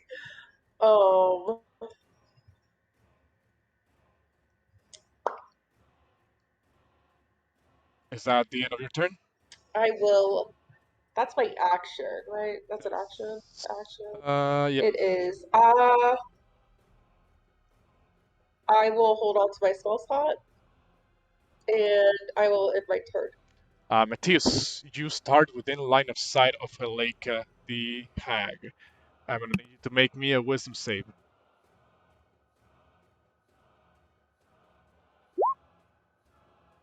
Well, You make it with a 12. excellent. You are not frightened of her. Okay. Then I will once again cast Firebolt at the water weird. God damn. I have The I don't think it would even hit if I even got a 4. Well, yeah, no. Also, a natural one on the attack is an automatic. Oh, that's why it's red. It was a nat 1. Yeah, it's an automatic miss. Oh, okay. No modifiers can really help you here. Yeah. Uh, That's unfortunate. Is there? I definitely Metius would have definitely felt like being like the view of this hag, like looking at her. Yeah, like I said, you do feel that strange or like sensation take over your body, but you can like shake it off. But you did feel it for like an instant. He is going to turn around and face away from the hag, Okay. and I will end my turn. Derek starts also within line of sight of the hag. Wisdom save.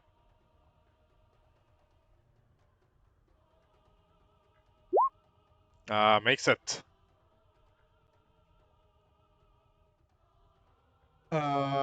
So go ahead and do your turn. I'm fucking laughing because there's only literally one thing I can do.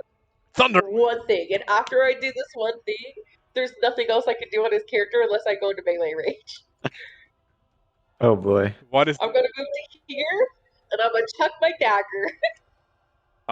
Wait. Oh, okay. Wait, hold on. Just for clarification, piercing does go through the the water weir, so you can attempt to target the hag directly.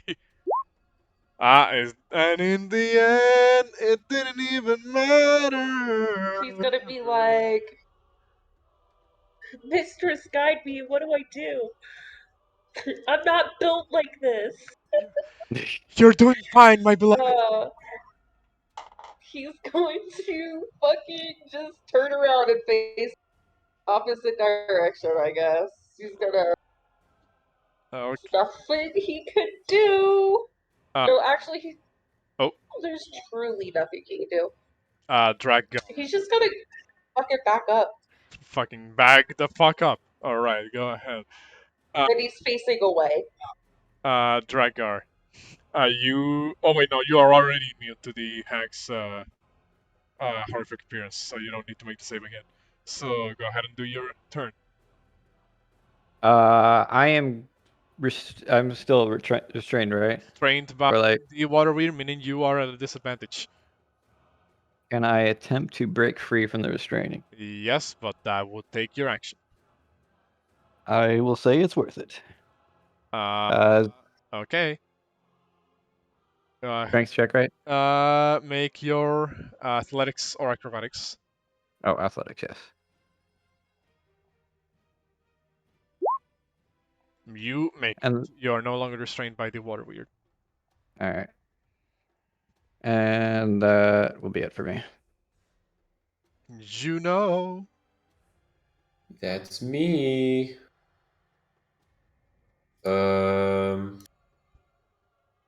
Wait, hold on. Now you start in line of sight of Malika because previous turn you weren't.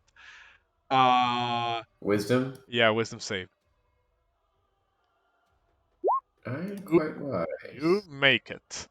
Continue with your turn. So how's this water elemental looking? Is it pretty? Not quite maintaining its form. It is looking like it's pretty wobbly. It is not quite doing so good. All right, I'm gonna do my classic Flurry of blows. quarterstaff followed by an unarmed strike. Hold on. 14 hits. Go ahead and roll me the mash. For not quite as enough as you might think. And your honor strike sadly misses. Oh, you were just close to destroying the water weir. It looks like it's barely holding on. That's my turn. The water weird is gonna look at one of you and attempt to swing. I'm gonna roll a 1d2. One is Juno, 2 is Drakgar. Hit me! Come on, hit me! It is. Oh, you did it reckless, so it is a straight roll with Bane. A missing. Porunga.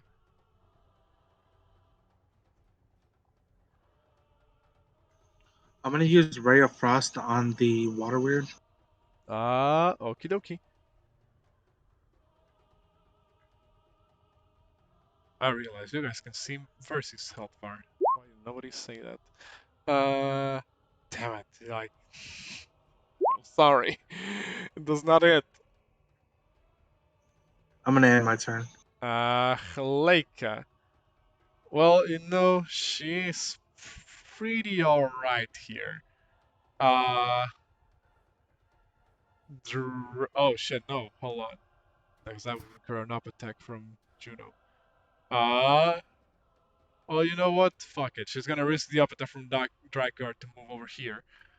To peek out and attempt to strike at Juno.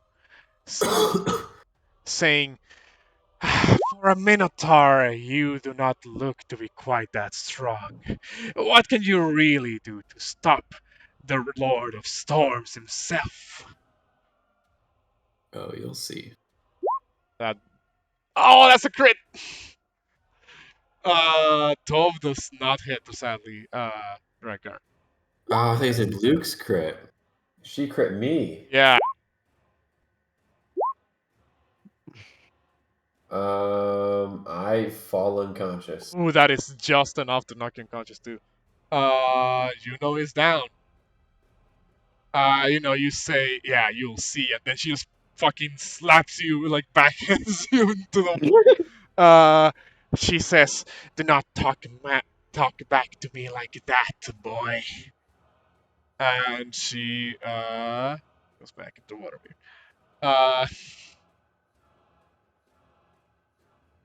Exandri.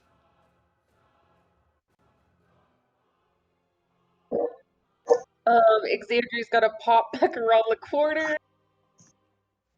She's gonna be like, I literally just healed you. And she's gonna throw a word at him and give him back 5 HP. Points. I'll look at Xander. He got knocked the fuck out. Points. You'll have to give me the replay later so I can write it. And then I will Sacred Flame the witch again. She's gonna roll a dex save. She fails. Takes 1 point of radiant damage. Damn it. I'll roll up those Oogway numbers. I'm gonna go back around the corner. Because that's all I can do. Anything else?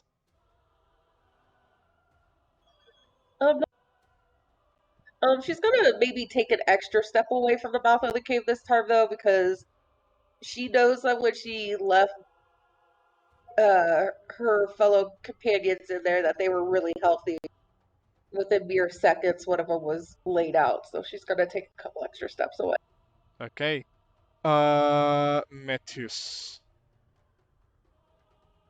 It is your turn.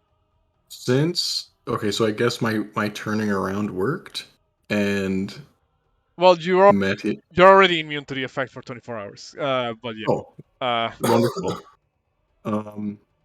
I suppose that means I will just cast Firebolt at the water weird. Okay.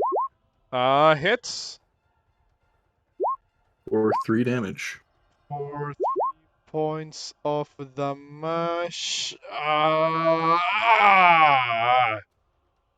Oh my god, you guys are so close.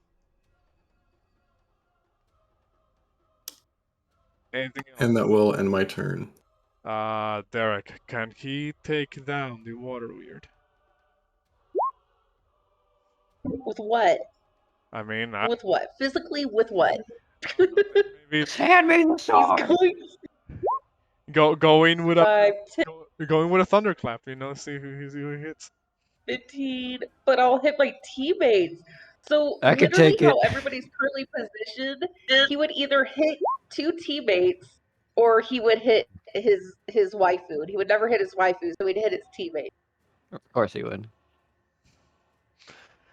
So he's just going to. Can he stand right here? Yes, I'll allow that. Hold on.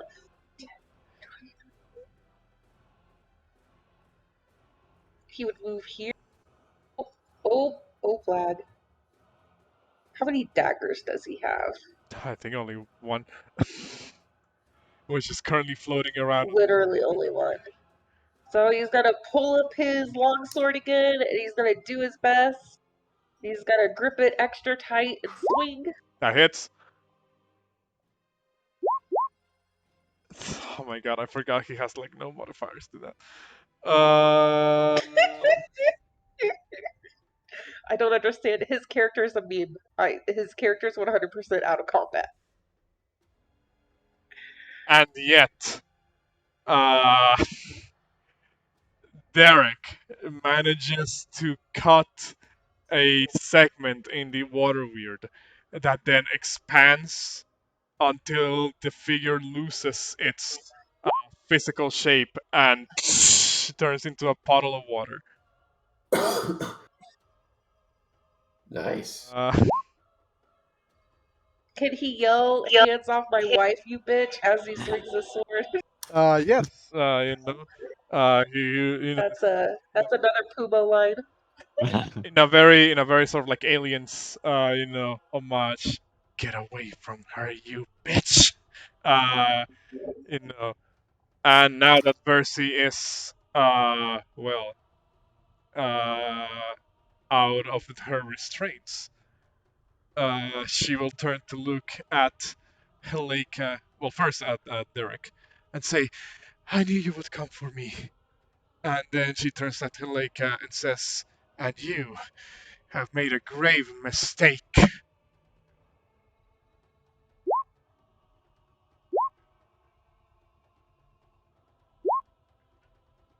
Okay. That is that for Derek.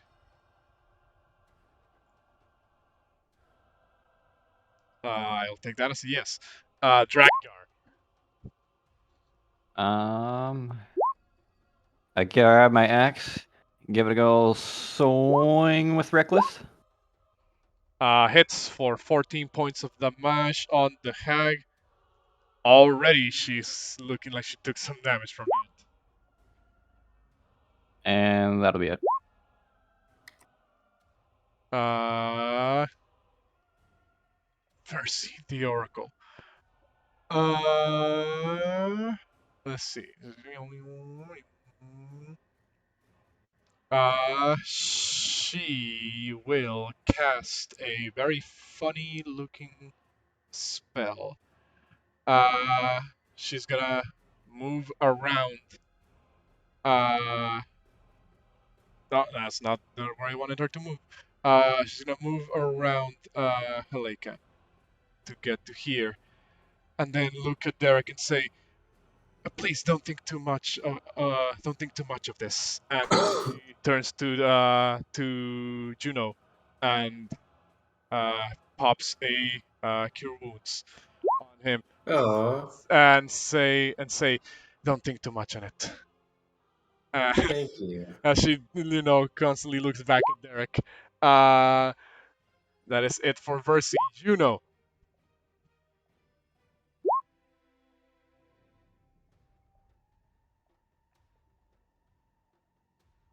Oh, it's my turn. Is that what you said, Juno? Yes, Juno, it is your turn.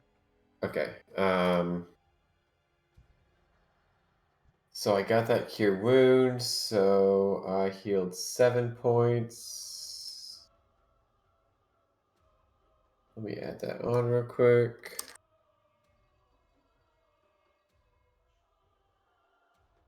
I'm gonna take a strike at that girl that just killed me a second ago. Well, not killed you, but took you down. But Yeah, exactly. Or knocked me down.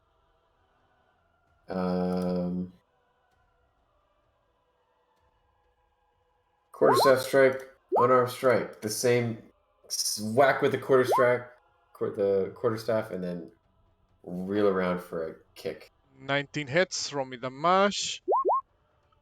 For 6 points of bludgeoning damage, this hag is not looking good. Anything else? I'm going to do like a polite bow to the woman who just saved me, and that'll do it. Porunga. it is your turn. Another magic missile. Go ahead and roll me the magic missile.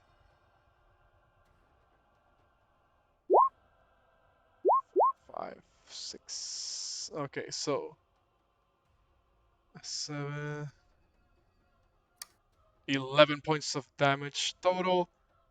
Ooh, her lake is not looking too good. Anything else? I'll end. Haleka. Doesn't like where this is going. She will. This. She will disengage and say, Lord Sidon, think not of this as a retreat, but advancement to future victory. She disengages and moves 5, 10, 20. She got to move around everybody. Let's give that a good old. 25. 30 as she dives into the water. Oh shit. Right here.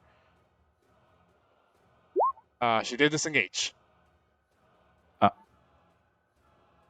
That doesn't. Oh, so it doesn't. Never mind. So she disengages. She seems to be trying to find her way towards the water. Metius. Was she able to successfully dive in the water, or she's just trying to? Not yet. She's like right there at the shore. Hmm.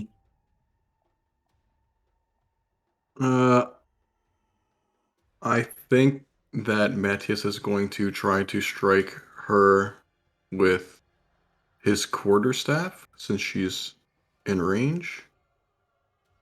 All right. Go ahead. 15 I don't. hits for 8 That's, points of bludgeoning damage. Whew. She is on her last legs. dang. She tanking. And that's where I will end my turn. Xandri, can you secure the bag of this one?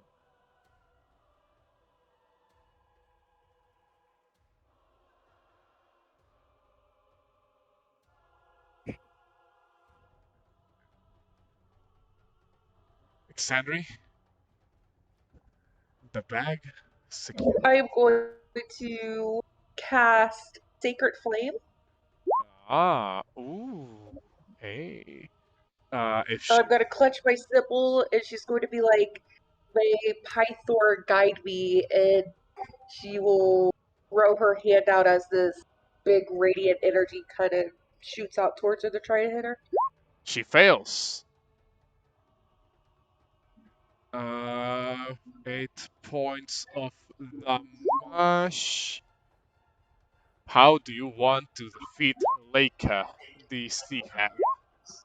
My sacred flame, as it flies off my hand, it like goes into her body, and for a very split second, she looks ethereal and super pretty as the light of my sacred flame kind of like reflects throughout her skin, and then she just slowly withers down into a puddle.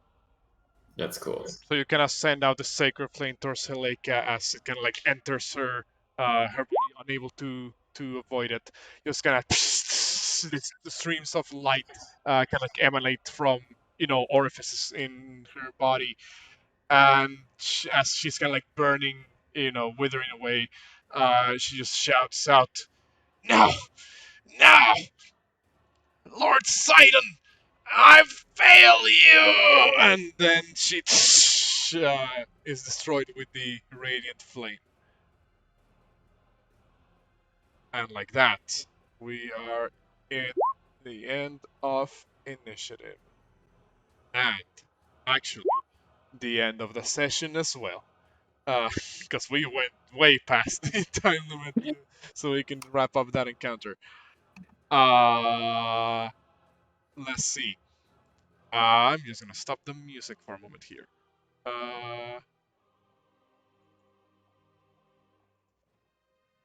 All right. So, you guys have defeated Heleka, the Sea Hag, and her minion, water weird minion. Have rescued Bercy the Oracle, and well, she probably has a lot of words to say to all of you. However, those words will have to wait for the next session. Hopefully, everybody is there so we can get to the meat and potatoes of the story. Because what story is complete without a ominous lady telling you if you're going to die or not in the near future? Uh, Bro. so, uh, I believe that'll be that for that session. I hope you guys enjoyed it. Uh, Yeah, it was fun. we'll be back next. You could have warned us about the wolves.